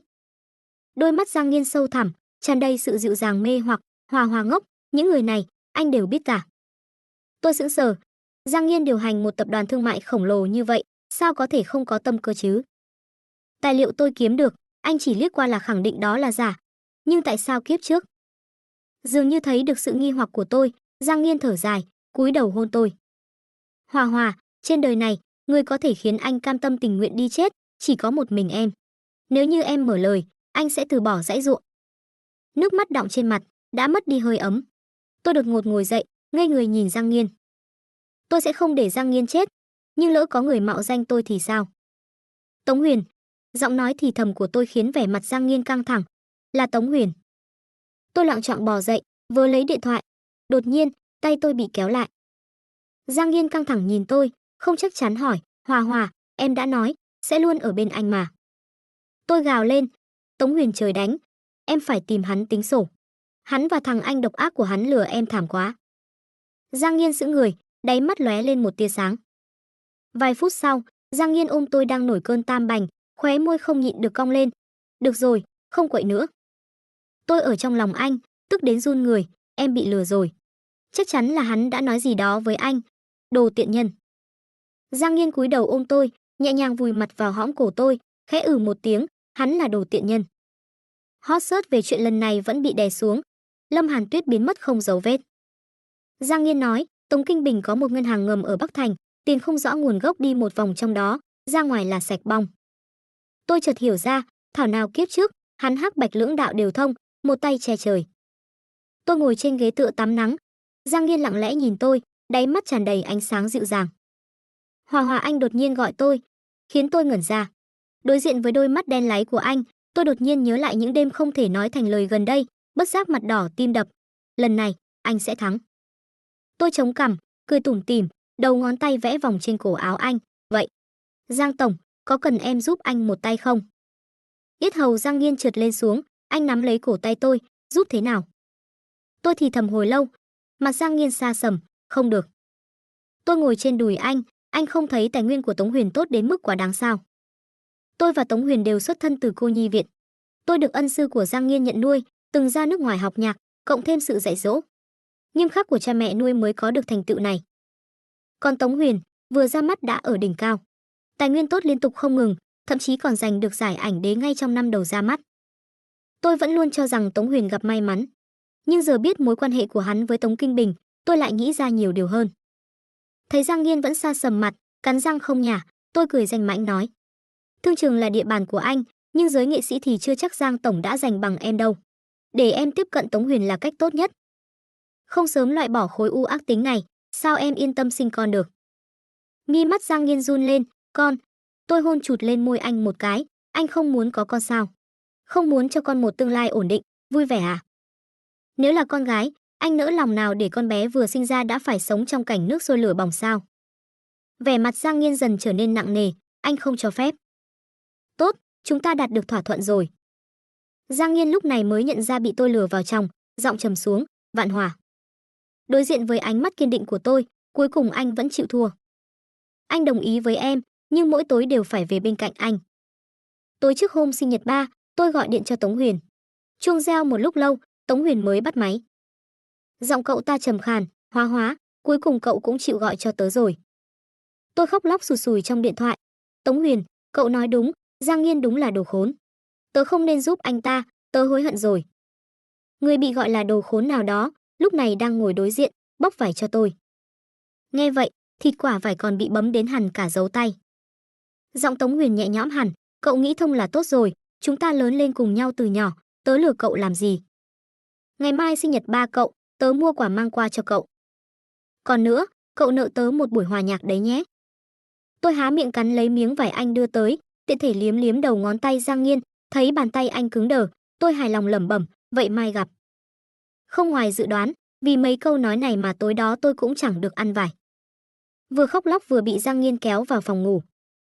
Lúc còn trẻ, ba tôi từng dạy ở trường thương mại, học trò khắp nơi, vì vậy tiệc sinh nhật cũng cực kỳ long trọng. Tống Kinh Bình đương nhiên nằm trong danh sách khách mời. Để diễn cho giống thật, tôi về nhà trước một mình. Ba mẹ thấy tôi về một mình, lộ vẻ thất vọng. Hòa, con, với Nghiên thế nào rồi? Sau nhiều năm kết hôn, chiến tranh lạnh giữa tôi và Giang Nghiên luôn là nỗi bận tâm của ba mẹ. Để kế hoạch được chu toàn, tôi nhẫn tâm trả lời, thì vẫn vậy à? Ngày diễn ra tiệc sinh nhật, mối quan hệ của tôi và Giang Nghiên lại trở thành tâm điểm bàn tán của mọi người. Giang Nghiên bước vào cửa, sau khi chào hỏi ân sư, anh vẫn như thường lệ chào hỏi xã giao với những người trong giới. Tôi mặc một chiếc váy đuôi cá màu vàng nhạt, đứng ở chỗ lan can tầng 2. Nhìn Giang Nghiên trong bộ âu phục bảnh bao, đứng giữa vòng vây của đám đông, trầm ổn. Tống Kinh Bình đang đứng đối diện anh. Giang tổng đúng là sấm rền gió cuốn nhỉ, nẫng tay trên vào phút chót cướp mối làm ăn của tôi, thủ đoạn như vậy thì gọi gì là anh hùng hào hán.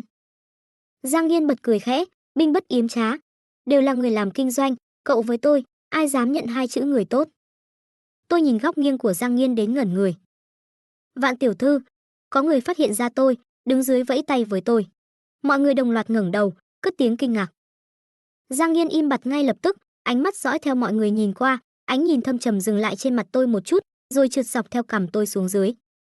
Tôi như bị bỏng, vành tai đỏ ửng, khẽ nghiêng người bước xuống cầu thang. Rồi trong ánh mắt dõi theo của Giang Nghiên, tôi đi về phía Tống Huyền đang đứng đợi bên cạnh. Tống Kinh Bình quét sạch vẻ bực bội ban nãy, cười lớn tiếng, đắc ý trốn thương trường, thất ý trốn tình trường.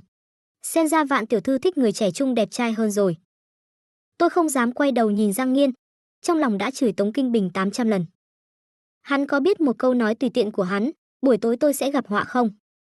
Tống Huyền đang định khiêu khích Giang Nghiên, bị tôi kéo lại, im miệng. Trước đây, tôi và Tống Huyền thích chơi nhất trong khu vườn nhỏ.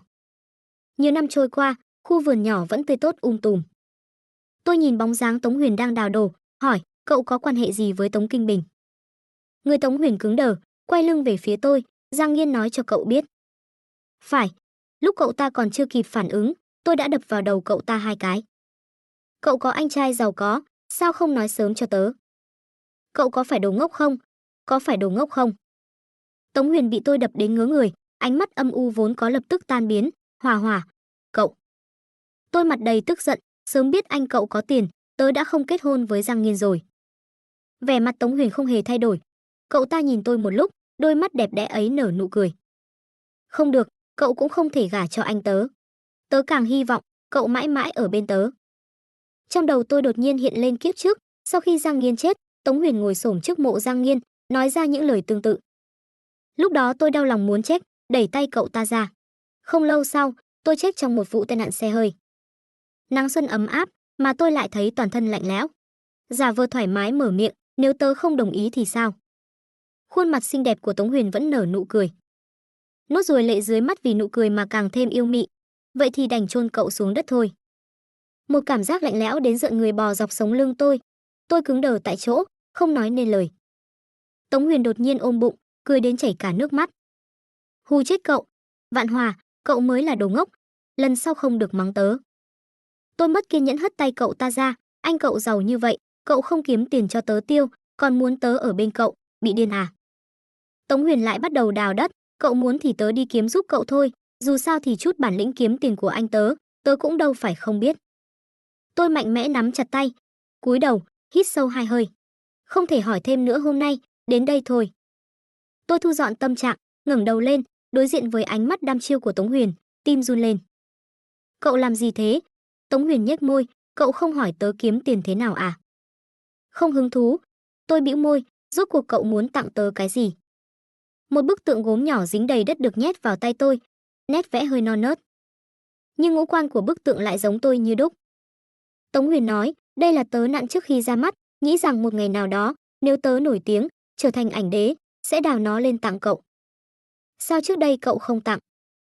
Tống Huyền cười cười, tượng đất sét của một đứa trẻ mồ côi, làm sao có giá trị bằng đồ do ngôi sao lớn tự tay làm chứ? Tớ sợ cậu chê bai mà. Tôi vốn định nói, bất kể địa vị thế nào, quà của bạn bè đối với tôi đều là thứ vô cùng quý giá. Nhưng nghĩ đến kiếp trước, những hành động kỳ quái của Tống Huyền, cuối cùng tôi vẫn không nói ra lời. Chỉ cất kỹ bức tượng đất sét, trời không còn sớm nữa, về thôi. Được. Hai cụ đã lớn tuổi, nửa sau của bữa tiệc đã sớm rời đi. Tôi nhân lúc Tống Huyền đang chào hỏi xã giao với mọi người, quay về phòng ngủ trên tầng 2, định nghỉ chân một lát. Ai ngờ vừa vào cửa, đã bị bẻ quạt tay ra sau lưng, ép lên cửa. Giọng Giang Nghiên trầm đến khàn đặc. Hai người đi đâu làm gì? Cảm nhận được mùi giấm nồng nặc phía sau, mày mắt tôi cong cong, giọng nói như có móc câu. Anh đoán xem. Đáp lại tôi là nụ hôn bá đạo và mạnh mẽ. Lúc này, ngoài cửa đột nhiên vang lên tiếng bước chân. Hòa Hòa, cậu ở trong phòng ngủ à? Tiếng gõ cửa trong trẻo phá vỡ không khí mờ ám. Tôi sợ đến toàn thân run rẩy, thấp giọng nhắc nhở Giang Nghiên, Tống Huyền đến kìa. Bàn tay thô ráp mà thon dài kia không kiêng dè lột bỏ lớp vải vướng víu. Trong một giây đưa tôi vào biển dục vọng cuộn trào. Tôi mạnh mẽ nín thở, khó tin nổi mở to mắt, Giang Nghiên, anh điên rồi. Tống Huyền dường như đang gọi điện cho tôi. Tôi đang định tìm điện thoại, đã bị Giang Nghiên giật lấy, cưỡng chế tắt máy. Giang Nghiên xấu xa ngậm lấy đốt xương nhô lên sau gáy tôi, dễ dàng làm loạn nhịp điệu của tôi. Còn dám nghĩ đến hắn ta, em đúng là người phụ nữ hư hỏng. Tôi cắn môi, không nhịn được trêu anh, người phụ nữ hư hỏng anh vẫn yêu. Giọng nói bị anh đâm đến vỡ vụn. Lúc này tôi thật sự thấy may mắn, vì cửa này cách âm đủ tốt. Tống Huyền không tìm thấy tôi, nhanh chóng rời đi. Giọng nói gợi cảm trầm khàn của Giang Nghiên lướt qua tai, như đá ném mặt hồ, gợn sóng không ngừng. Ngày 21 tháng 4, tôi làm dính vết son lên áo sơ mi của Giang Nghiên, anh ấy không tìm tôi. Ngày 13 tháng 5, chiếc váy ngắn ngang hông mới mua nóng bỏng bắt mắt, Giang Nghiên không nhìn tôi. Trong bóng tối, tôi kinh ngạc mở to mắt, bắt đầu vừa thẹn vừa giận mắng. Giang Nghiên, ai cho anh xem trộm nhật ký của em? Nhốt anh vào phòng riêng của em, trải quyển nhật ký ra giường, không muốn xem trộm cũng khó. Chết rồi. Đêm qua viết qua loa vài dòng, sáng nay quên cất đi rồi. Giang Nghiên dường như đặc biệt kích động. Anh đưa tôi đến trước quyển nhật ký, bóp cằm tôi, hơi thở nóng rẫy dịu dàng, Hòa Hòa, đọc cho anh nghe. Mặt tôi đỏ bừng, thà chết không chịu khuất phục, anh đừng hòng. À, Hòa Hòa chê anh già, đúng không? Cơn cố chấp của Giang Nghiên lại trỗi dậy, chết cũng không chịu buông tha tôi, sức khỏe anh không tốt, không thể làm em hài lòng sao? Tôi không nói nên lời, chỉ lắc đầu lia lịa. Không phải, không hài lòng. Giang Nghiên dường như không hiểu, hết lần này đến lần khác đích thân chứng minh bằng hành động hỏi tôi, bây giờ thì sao? Vẫn lắc đầu. Cho đến khi tôi khóc thành tiếng, anh đặt lên người tôi những nụ hôn triền miên. Phần lớn là ở đầu ngón tay, chỉ vì anh tận mắt nhìn thấy, Tống Huyền kéo tay tôi. Cuối cùng, dưới sự ép buộc mạnh mẽ của anh, tôi vô cùng mất mặt đọc ra những bí mật xấu hổ khó nói trong nhật ký. Giang Nghiên không nhịn được, bật cười trầm thấp. Tôi mang theo giọng nức nở, vừa thẹn vừa giận mắng, anh dám cười. Giây tiếp theo, đầu ngón tay tôi bị anh hôn lên. Anh cười vì, cuối cùng mình cũng đợi được đến ngày này. May mà Giang Nghiên vẫn còn lý trí, không làm bẩn chiếc váy liền thân màu vàng nhạt của tôi. Khi xuất hiện lại trước mặt mọi người, mặt tôi lạnh tanh, rõ ràng đang trong trạng thái cực kỳ tức giận. Trên mặt Giang Nghiên có dấu tay mờ mờ ảo ảo, không nói một lời. Các vị khách cẩn thận đánh giá sắc mặt của hai chúng tôi, không dám hỏi nhiều một câu. Mẹ thở dài, Hòa Hòa, vợ chồng với nhau, phải biết nhường nhịn. Tôi nhớ lại hành vi không kiêng dè vừa rồi của Giang Nghiên, hận thù liếc anh một cái, nhịn không nổi một chút nào. Rõ ràng người bị bắt nạt là tôi, Giang Nghiên lại tỏ ra ngoan ngoãn lấy lòng trước mặt trưởng bối. Thật vô lý, vì bị anh biết bí mật trong nhật ký, tôi mất hết mặt mũi. Kể từ ngày hôm đó, tôi dọn về nhà ba mẹ ở. Chuyện đã hứa với Giang Nghiên mỗi tối đều về nhà, cũng không thực hiện được. Lần này, Giang Nghiên rất biết điều giữ im lặng. Thời gian thoáng qua, đã lập thu, vài ngày nữa là sinh nhật Giang Nghiên. Tôi âm thầm suy tính chuẩn bị cho anh một bất ngờ. Tôi tốn bao công sức, liên lạc được với bạn học cũ. Nghe nói chỗ cậu mua được sao? Ý cậu là quyền đặt tên cho ngôi sao phải không? Lấy 2 ngôi sao gần nhau nhất, tên lát nữa tớ gửi cho cậu. Chốt xong việc này, tôi yên tâm chờ đến ngày sinh nhật Giang Nghiên. Giang Nghiên dạo này bận, ngược xuôi Nam Bắc bàn chuyện làm ăn, trả lời tin nhắn cũng không kịp thời. Tôi đã bắt được liên lạc với Tống Huyền, được cậu ta dẫn đi gặp người của Tống thị vài lần. Hóa ra không biết từ khi nào, lũ sâu mọt khổng lồ này đã sớm ăn mòn các ngành nghề. Tống Huyền thuần thục dễ dàng di chuyển giữa bọn họ, đã không còn là dáng vẻ trong ký ức của tôi nữa. Tôi lấy được không ít bằng chứng, chỉ riêng Tống Kinh Bình là người cẩn thận, luôn không xuất hiện trong tầm mắt. Tôi còn muốn tiến thêm một bước, Giang Nghiên lại vô cùng nghiêm túc dặn dò tôi, đừng theo dõi nữa, phần còn lại giao cho anh. Có những bằng chứng này, việc làm ăn của Tống Kinh Bình tổn thất nặng nề. Chuyện kiếp trước chắc sẽ không xảy ra nữa chứ. Tôi viện cớ bị bệnh, tạm thời cắt đứt liên lạc với Tống Huyền. Hôm nay là sinh nhật Giang Nghiên. Sáng sớm tôi cầm que thử thai 2 vạch, gọi điện thoại. Tối nay anh nhớ về nhà, em chuẩn bị bất ngờ cho anh đó. Giang Nghiên hôm nay có chút ít nói. Tôi líu díu nói rất nhiều. Giang Nghiên cứ thế lắng nghe. Cuối cùng tôi nói mệt rồi.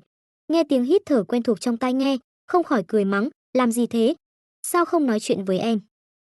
Giang Nghiên trầm ngâm một lúc, Hòa Hòa, có thể chúc anh sinh nhật vui vẻ không? Tôi ngạc nhiên, anh có biết lãng mạn không vậy? Em vì tối nay mà chuẩn bị lâu lắm rồi. Giang Nghiên bật cười, không đợi được nữa rồi. Không nói, đợi tối nay. Thấy tôi khăng khăng như vậy, Giang Nghiên cũng chỉ cười. Tôi lặng lẽ cất que thử thai vào hộp. Bất ngờ tối nay, anh nhất định sẽ khó quên cả đời. Hòa Hòa, anh yêu em. Lời tỏ tình này đến quá đột ngột. Tôi đỏ mặt, vội vàng cúp điện thoại. Chuyện tôi mang thai kinh động đến ba mẹ. Hai người vui mừng khôn xiết. Mẹ đỡ lấy tôi, tốt, đến bệnh viện, mau đến ngay. Ba tôi kéo mẹ lại, nhưng Nhiên vừa dặn dò mẹ dường như nghĩ đến điều gì đó, vẻ mặt hơi khựng lại, vậy thì gọi bác sĩ gia đình, mẹ gọi cho. Lão Tào, chú Tào quanh năm chăm sóc sức khỏe hai cụ, lại là người nhìn tôi lớn lên, được ba mẹ hết mực tin tưởng.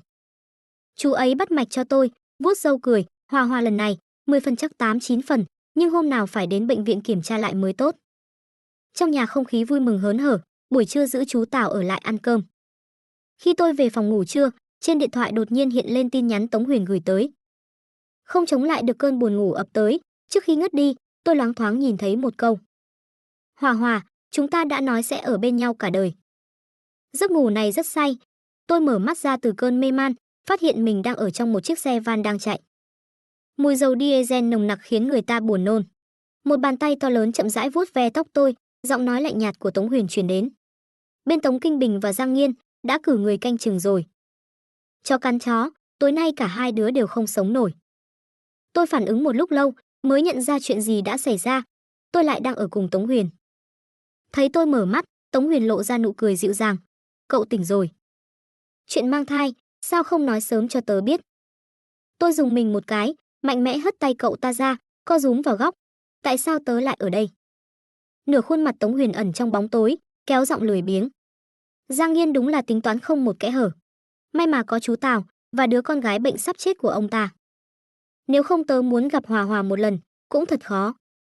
Thấy tôi cảnh giác nhìn chằm chằm cậu ta, Tống Huyền mạnh bạo bóp cằm tôi, kéo qua. Cười âm hiểm, vì cái thứ tạp chủng Giang Nghiên đó mà cậu dám bỏ rơi tớ. Hòa Hòa, cậu đoán xem tớ sẽ trừng phạt cậu thế nào. Một cảm giác buồn nôn ập tới, tôi ôm bụng, bắt đầu nôn khan. Mặt Tống Huyền sa sầm, hét lên, dừng xe. Cửa xe van mở ra. Không khí mát lạnh tràn vào xe. Tôi chạy xuống xe, vịn vào lan can ven đường nôn đến trời đất tối sầm. Lúc này, ánh đèn vạn nhà xa xa hóa thành những đốm sáng lấp lánh. Gió thổi tới, lá rừng xào xạc. Tôi nhìn rõ cảnh tượng trước mắt, hai chân mềm nhũn. Lại là ngọn núi này. Kiếp trước, Giang Nghiên bỏ mạng ở đây. Tôi men theo con đường này, đi qua vô số lần, dù nhắm mắt lại, cũng có thể nhớ lại từng ngọn cỏ gốc cây trước mắt. Giang Nghiên đâu? Tôi túm lấy Tống Huyền, gào thét như điên, Giang Nghiên ở đâu? Tống Huyền cười lạnh một tiếng, chắc là đang đấu đá một mất một còn với anh tớ rồi. Lúc hắn đến dự hồng môn yến của anh ta, lẽ ra phải nghĩ đến, tối nay sẽ phải bị giữ lại đó. Toàn thân tôi run lên, đột nhiên nhớ lại cuộc điện thoại sáng nay. Như bị ai bóp cổ. Hòa Hòa, có thể chúc anh sinh nhật vui vẻ không? Anh có biết lãng mạn không vậy? Em vì tối nay mà chuẩn bị lâu lắm rồi. Không đợi được nữa rồi. Không nói, đợi tối nay. Tôi bưng miệng, từ từ co người lại. Giang Nghiên anh ấy không định sống sót trở về. Cậu ta mày mắt rũ xuống, tiếc nuối nói, sau đêm nay, Tống gia nguyên khí tổn thương nặng nề. Chỉ còn lại mình tớ dẫn dắt lũ phế vật vô dụng kia, nhưng có thể để cậu chết cùng tớ, cũng tốt lắm Vạn Hòa. Tiếng quát giận dữ của Tống Huyền vang vọng giữa khe núi. Tôi tranh thủ lúc hắn đang nói nhảm, vừa lấy cục đá nện mạnh vào trán gã tài xế. Gã tài xế ngã lăn ra đất. Tôi chui vào xe, định cướp lấy vô lăng, nhưng đèn xe từ bốn phía bỗng sáng rực lên. Chiếu rọi xung quanh sáng như ban ngày. Cuối cùng, tôi vẫn bị Tống Huyền túm lôi xuống xe. Mắt hắn đằng đằng sát khí, giận quá hóa cười, Hòa Hòa, sao em cứ không chịu nghe lời thế nhỉ? Rõ ràng em thích tôi nhất, tại sao lại để thằng khốn đó vứt con gấu bông đi? Dưới ánh mắt sợ hãi của tôi, Tống Huyền nhếch mép cười, không có nó, tôi chẳng nhìn thấy em được nữa. Một luồng hơi lạnh thấu xương lan khắp người tôi. Hắn, trong mắt con gấu, đặt máy theo dõi. Kiếp trước, đêm nào tôi cũng ôm nó ngủ. Tôi gằn giọng gào lên, tại sao anh lại đối xử với tôi như vậy, tôi chưa bao giờ hại anh. Tống Huyền sững người, rồi bật cười, tôi có nói em hại tôi đâu, tôi không hận em, tôi yêu em mà. Tiếc là, em phản bội tôi, trong bụng còn mang cái thứ nghiệt chủng đó, nên cùng chết với tôi đi, được không? Anh là đồ điên. Bỗng có người chạy tới từ xa, Tiểu Tống tổng, bên kia xảy ra chuyện rồi. Hoảng cái gì? Giọng người kia run rẩy, Tống tổng chết rồi, Giang Nghiên vẫn còn sống. Tống Huyền bật cười khẩy, hắn ta không nghĩ rằng Tống Kinh Bình chết là xong hết mọi chuyện đấy chứ. Vẫn còn một đám ngu xuẩn nữa đang chờ giết Giang Nghiên đấy. Người kia đưa tới một tấm ảnh. Giang Nghiên bị thương, ngực thấm máu. Anh đang cúi đầu quỳ trên đất.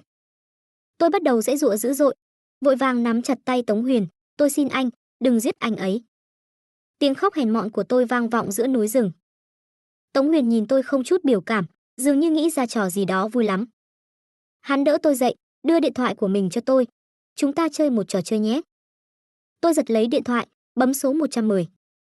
Tống Huyền nói, chuyện cũng ầm ĩ ra phết, cảnh sát giờ đều ở bên kia cả, mạng của Giang Nghiên, khả năng cao là giữ được. Đương nhiên, em cũng có thể báo cảnh sát, dụ họ đến đây. Nhưng tôi dám chắc, khoảnh khắc em gọi đi, Giang Nghiên sẽ chết rất thảm. Tôi sững sờ, bên tai vang lên giọng cảnh sát, alo, 110 xin nghe, chúng tôi có thể giúp gì cho quý vị? Gió núi gào thét thổi tung tóc tôi cắn chặt môi, trừng mắt nhìn Tống Huyền. Rõ ràng là hy vọng sống, giờ lại bị dập tắt một cách tàn nhẫn. Tống Huyền cười tủm tỉm rút điện thoại khỏi tay tôi, cúp máy. Anh lừa tôi túm cổ áo Tống Huyền gào lên giận dữ.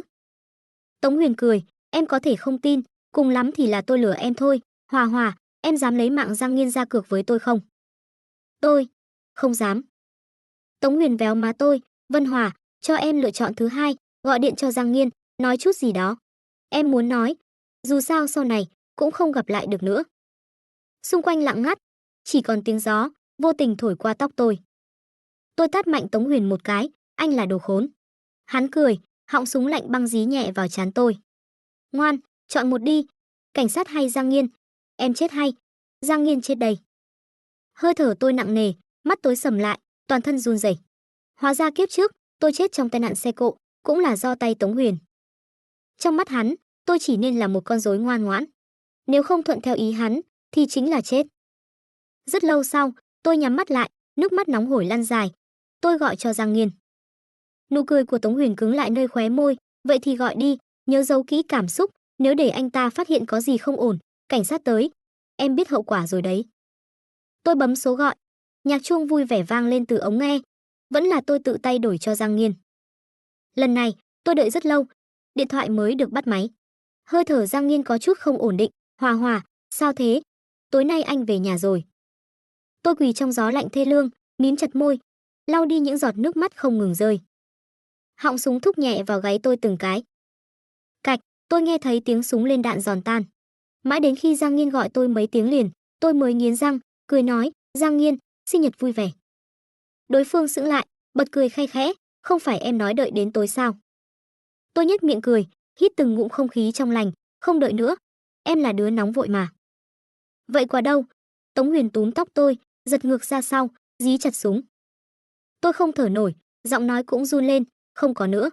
Em vốn không chuẩn bị quà, đến bánh kem cũng chưa kịp mua. Giang Nghiên ngừng lại, vậy em có nên đền bù cho anh cái gì không? Rất lâu sau, tôi nhắm mắt lại, vậy thì giới hạn cho anh nửa tiếng phải về nhà. Nếu muộn, em sẽ giận đấy. Được, ngoan ngoãn ở nhà đợi anh, nếu sợ tối thì bật đèn lên. Giang Nghiên, em yêu anh. Anh cũng yêu em. Màn hình nhấp nháy vài cái rồi chìm vào bóng tối. Tôi co người lại, bật khóc nức nở. Tống Huyền giật lấy điện thoại của tôi, ném xuống vực núi. Lên xe. Lòng tôi nguội lạnh như tro tàn. Sau khi lên xe, mặc cho Tống Huyền nói gì, tôi cũng không đáp lại nửa lời. Tống Huyền bắt đầu hồi tưởng về quá khứ của chúng tôi. Qua lời kể của hắn, tôi mới biết sự hiểu lầm của hắn về tôi đã đến mức vô lý. Ngay cả việc tôi cho hắn một gói đồ ăn vặt, Tống Huyền cũng hiểu lầm là tôi thích hắn. Sự im lặng của tôi cuối cùng đã chọc giận Tống Huyền. Hắn phát điên. Giọng điệu gấp gáp mà đáng sợ, hắn vừa cắn vừa gặm lên môi tôi. Hòa Hòa, cùng chết với tôi đi, được không? Chúng ta hợp táng. Đôi mắt tôi đã mất đi thần sắc, tôi không muốn chết trong lòng đất. Giang Nghiên nhìn thấy sẽ phát điên mất. Nếu tôi đã định phải chết đêm nay, vậy thì giống như kiếp trước, rơi xuống vực, tan xương nát thịt. Khi xe chạy đến gần một cửa hầm, tôi đột ngột đứng dậy cướp vô lăng. Tiếng phanh xe chói tai vang vọng dưới trời đêm. Chiếc xe loạng choạng lao về phía rào chắn ven đường.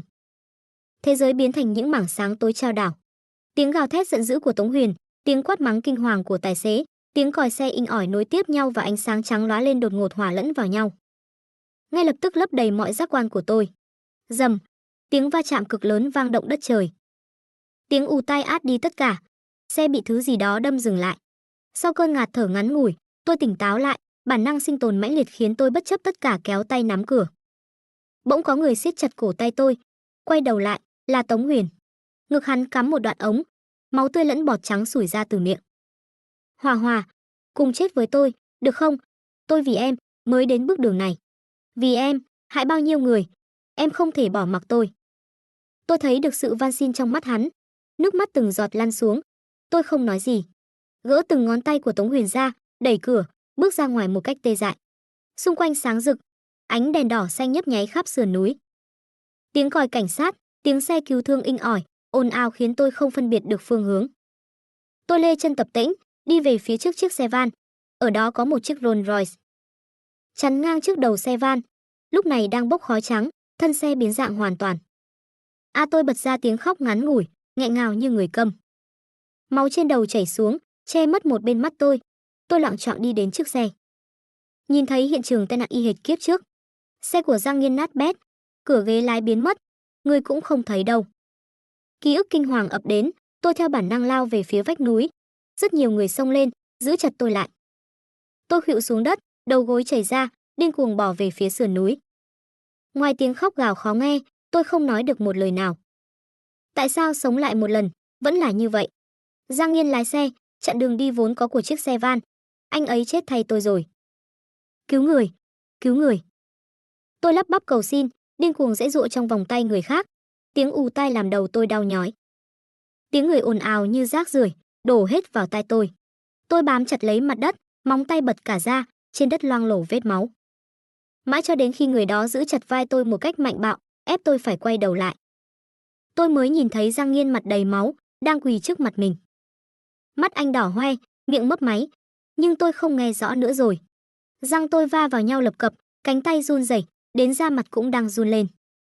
Trông như một con quái vật dữ tợn, đáng sợ. 10 ngón tay bấu chặt vào da thịt anh. Giang Nghiên ôm tôi vào lòng, vuốt ve tóc tôi. Rất lâu sau, tôi mới miễn cưỡng nghe rõ lời anh nói. Hòa Hòa, ngủ đi, ngủ một giấc là ổn thôi. Giấc ngủ này, tôi ngủ vô cùng không yên, ác mộng nối tiếp ập đến. Lúc thì tôi đứng trong tang lễ của Giang Nghiên, lúc lại nằm trong lòng đất lạnh lẽo. Lúc khác lại là Tống Huyền mở to đôi mắt trống rỗng, hung dữ nhìn chằm chằm vào tôi. Tôi bất lực giãy giụa, sắp chết chìm trong cơn ác mộng kinh hoàng. Cho đến một khoảnh khắc nào đó, tôi đột ngột trồi lên khỏi mặt nước. Ánh đèn chói mắt chiếu vào khiến tôi không mở nổi mắt. Bên tai vang lên tiếng tít tít của máy móc. Cơn đau dữ dội truyền đến từ khắp người, xương cốt như gãy vụn. Lúc Giang Nghiên bước vào, tôi đang vịn vào thành giường, cố gắng tụt xuống, suýt nữa thì ngã chúi đầu. Hòa Hòa, anh ném đĩa hoa quả trong tay xuống, đỡ lấy tôi. Tôi hoảng sợ ôm chầm lấy anh, bên tai nghe thấy nhịp tim trầm ổn, mạnh mẽ. Cơn ác mộng lúc này mới dần tan biến. Giang Nghiên vỗ về vuốt tóc tôi, đừng vội, Hòa Hòa, dưỡng thêm chút nữa, đợi em khỏe hơn. Ba mẹ đều khỏe, con cũng khỏe, chỉ có em. Sự run rẩy mà Giang Nghiên cố che giấu vẫn không giấu được, từng giọt nước mắt lăn vào cổ áo tôi. Hòa Hòa, em nghĩ rằng em chết rồi anh còn có thể sống sao? Cổ họng tôi khô rát, vì gào thét trước đó nên tổn thương dây thanh quản, nhất thời không nói được gì. Ngày hôm đó, tôi lẽo đẽo theo sau Giang Nghiên, không rời nửa bước. Chỉ cần có chút động tĩnh, tôi liền sợ hãi bám chặt lấy Giang Nghiên không buông. Cuối cùng, anh đành phải nằm chung một giường với tôi, ôm tôi vào lòng dỗ ngủ. Một tuần sau, tôi mới bắt đầu nói chuyện được. Lúc này trạng thái của tôi đã tốt hơn nhiều. Chỉ là nói chuyện không được lưu loát lắm. Mở điện thoại, tin tức Tống Huyền, Tống Kinh Bình lần lượt qua đời chiếm trọn trang đầu. Tống Huyền là do tai nạn xe, Tống Kinh Bình là bệnh chết, Tống thị sụp đổ chỉ sau một đêm. Phía dưới fan hâm mộ đua nhau tiếc thương, sóng gió ngầm ẩn dưới vẻ ngoài yên bình, không ai hay biết. Từ đó kéo theo vô số vụ án cũ bị phanh phui, chờ người có liên quan thu thập chứng cứ điều tra xử lý. Không lâu sau vụ tai nạn, Giang Nghiên liền thu mua toàn bộ sản nghiệp dưới trướng Tống thị, lọt vào top 10 bảng xếp hạng những người giàu có ảnh hưởng nhất năm đó.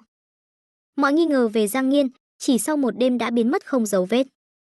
Giang thị, theo một nghĩa nào đó, đã trở thành một đế chế thương nghiệp thực sự kín tiếng nhưng khổng lồ. Tôi thường ngẩn người nhìn ra ngoài cửa sổ, ký ức về Tống Huyền thỉnh thoảng lại nhảy ra. Giăng xé thần kinh tôi. Đối với những đứa trẻ từ cô nhi viện như chúng tôi, sự dựa dẫm vào tình cảm thường nặng nề hơn người bình thường.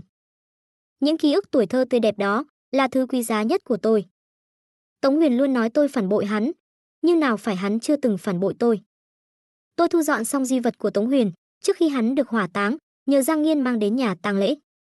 Những món đồ nhỏ bé đó, theo ngọn lửa lớn, biến mất giữa đất trời. Ngày xuất viện, trời đẹp, tôi đang giận dỗi Giang Nghiên. Bởi vì lúc tôi hát bù bài chúc mừng sinh nhật cho anh, giọng tôi giống vịt kêu quá, Giang Nghiên giãn mày giãn mặt, vội vàng cúi đầu xuống. Tôi thấy anh ấy muốn cười. Lúc thư ký lái xe đến đón, tôi đang đội một chiếc mũ lông, mặt lạnh tanh đứng trong gió. Thề cả đời này sẽ không nói với Giang Nghiên một lời nào. Bỗng nhiên, một giọng nói dịu dàng vang lên. Chào anh, xin hỏi có phải anh làm rơi khăn tay không ạ? Tôi và Giang Nghiên cùng quay đầu lại, chỉ thấy một chị gái xinh đẹp đang cầm chiếc khăn tay của Giang Nghiên. Anh lịch sự gật đầu, là của tôi, cảm ơn. Cô gái đỏ mặt, định lấy điện thoại ra, nhưng khi thấy ánh mắt âm u của tôi, bỗng nhận ra điều gì đó. Nói một câu xin lỗi, vội vàng rời đi.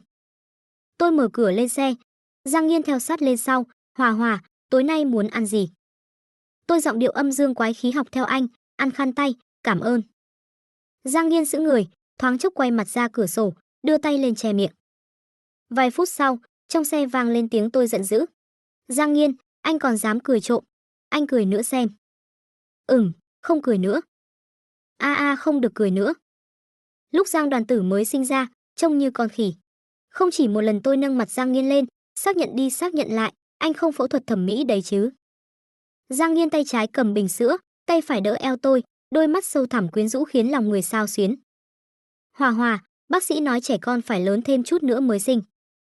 Kiến thức nuôi con của Giang Nghiên vững hơn tôi nhiều, tháng đó, anh cần mẫn chịu khó chăm sóc Đoàn Tử. Gia Cữ, đứa bé đã vỡ nét, trên mặt mơ hồ có thể thấy bóng dáng của Giang Nghiên. Trái tim treo lơ lửng của tôi cuối cùng cũng thả xuống được. Chớp mắt, Đoàn Tử đã 3 tuổi rưỡi. Tính toán thời gian, kiếp trước tôi và Giang Nghiên cũng chỉ sống đến tầm tuổi này. Nhớ lại năm đó trên mạng tràn ngập những lời chế giễu Giang Nghiên, cảm giác như đã qua một đời. Tôi cứ nghĩ, bức thư tình của Giang Nghiên sẽ trở thành bí mật trong lòng mình. Kết quả là chuyện này, vào một buổi sáng nọ, bị tung lên mạng. Giang Nghiên đang ở nước ngoài, nhận được điện thoại từ bộ phận quan hệ công chúng của công ty. Giang tổng, Vạn tiểu thư lên top tìm kiếm rồi. Trong video, tôi nhân lúc Giang Nghiên không có nhà, ở quán bar khoác lác sùm. Giang Nghiên nhà chúng tôi ấy à, đừng thấy mặt mũi trông bạc tình bạc nghĩa thế thôi, chứ anh ấy lén lút viết thư tình đấy. Không tin, để tôi trộm ra cho các người xem. Cư dân mạng cá cược bên dưới, cược 5 hào, Vạn Hòa chém gió. Tôi cược 1 tệ, bà ấy trộm được. 20 phút trôi qua rồi, xin hỏi đã trộm được thư tình chưa? Vạn Hòa có trộm được thư tình không? Trở thành từ khóa hot search. Lúc này, tôi còn chưa biết mình lên top tìm kiếm, đang cắm đầu trong phòng sách, lục tung ngăn kéo của Giang Nghiên lên. Rõ ràng kiếp trước tìm thấy ở đây mà, sao lại không thấy nữa? Tôi mải mê tìm kiếm khắp nơi. Ngay lúc tôi chuẩn bị thò tay xuống gầm bàn, cửa phòng sách đột nhiên mở ra. Một bóng người cao lớn che mất ánh sáng. Tôi bật người dậy từ gầm bàn, lộ ra 2 con mắt. Nhìn chằm chằm Giang Nghiên nửa tháng không gặp, toàn thân cứng đờ. Hòa Hòa, em đang làm gì thế? Giọng Giang Nghiên rất bình tĩnh, không hề có sự dịu dàng của xa cách gặp lại. Tôi túm lấy Đoàn Tử đang ngơ ngác bên cạnh, đẩy về phía trước, thành thật nói, con bé làm đấy, em đang dọn dẹp tàn cuộc. Giang Đoàn Tử nhe cái miệng sún răng, giọng non nớt gọi, à.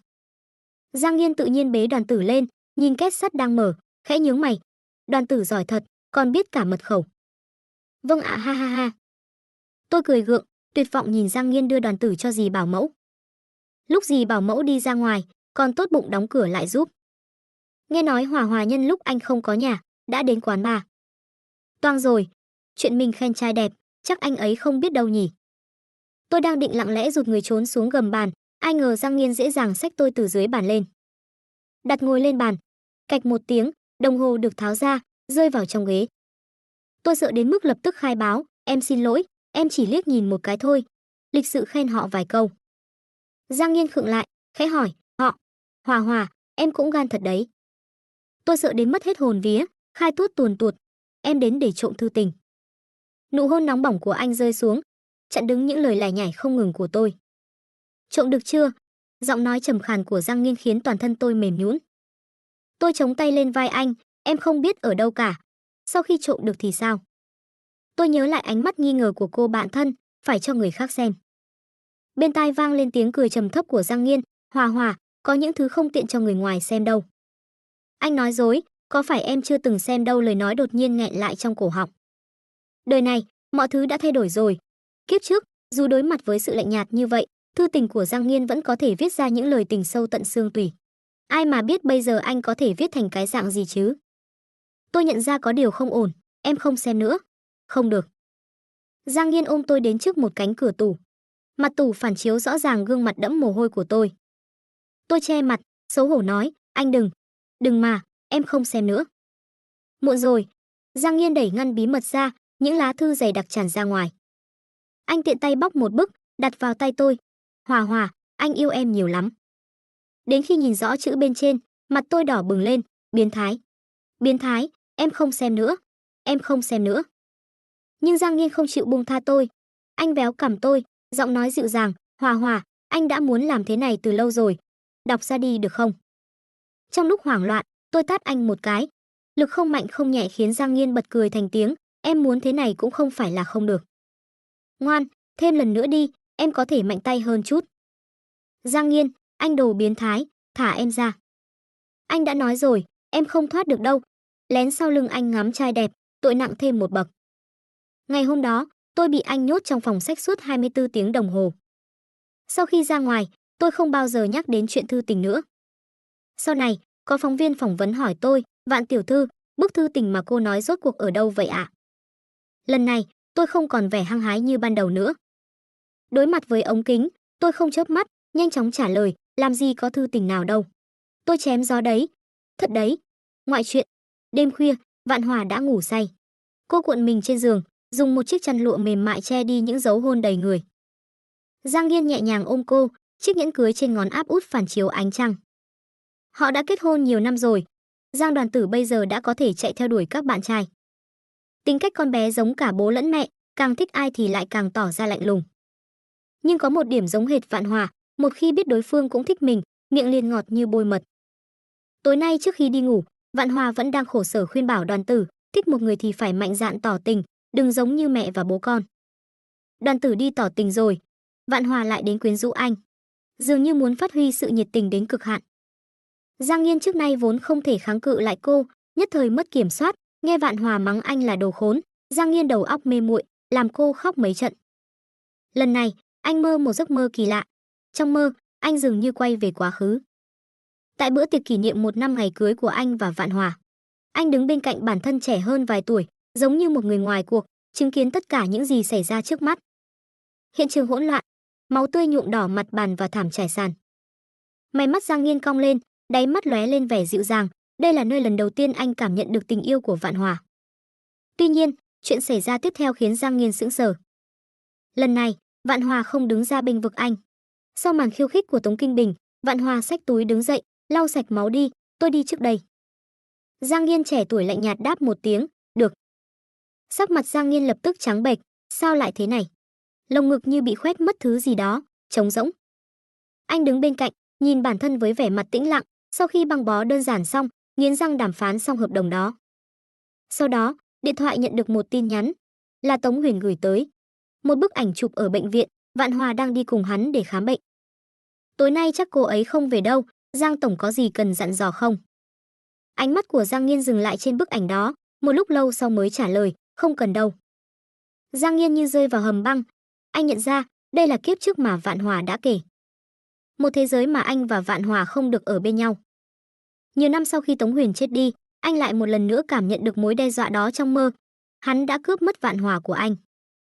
Giang Nghiên bỏ lại bản thân đang ngẩn người tại chỗ, đi đến bệnh viện đó.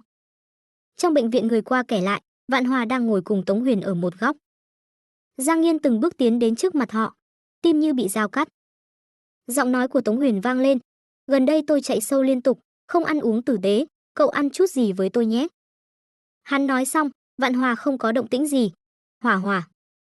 Vạn Hòa lúc này đột nhiên hoàn hồn, ngơ ngác nhìn Tống Huyền, gì cơ? Tống Huyền bất lực thở dài, sao cậu lại lơ đễnh thế? Vẫn còn lo lắng chuyện của Giang Nghiên à? Vẻ mặt Vạn Hòa thoáng chút không tự nhiên, làm gì có.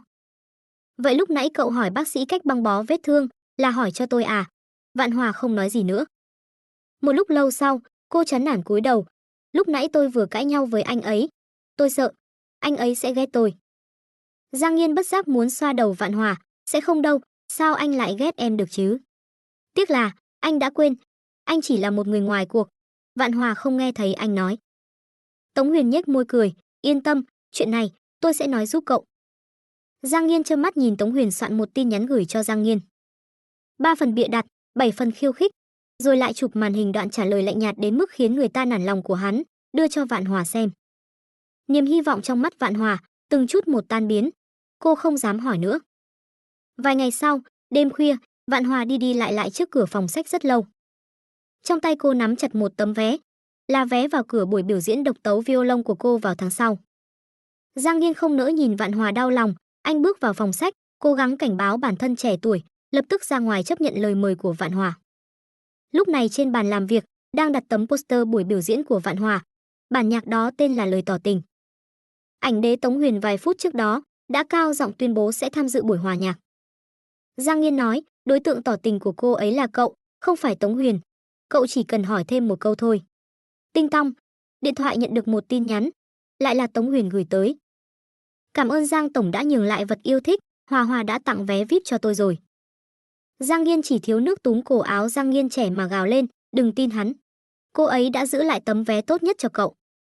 Giang Nghiên trẻ nhìn chằm chằm tin nhắn đó, hồi lâu sau lặng lẽ đặt điện thoại xuống. Buông một tiếng cười khổ, thôi vậy, đừng tự rước lấy nhục.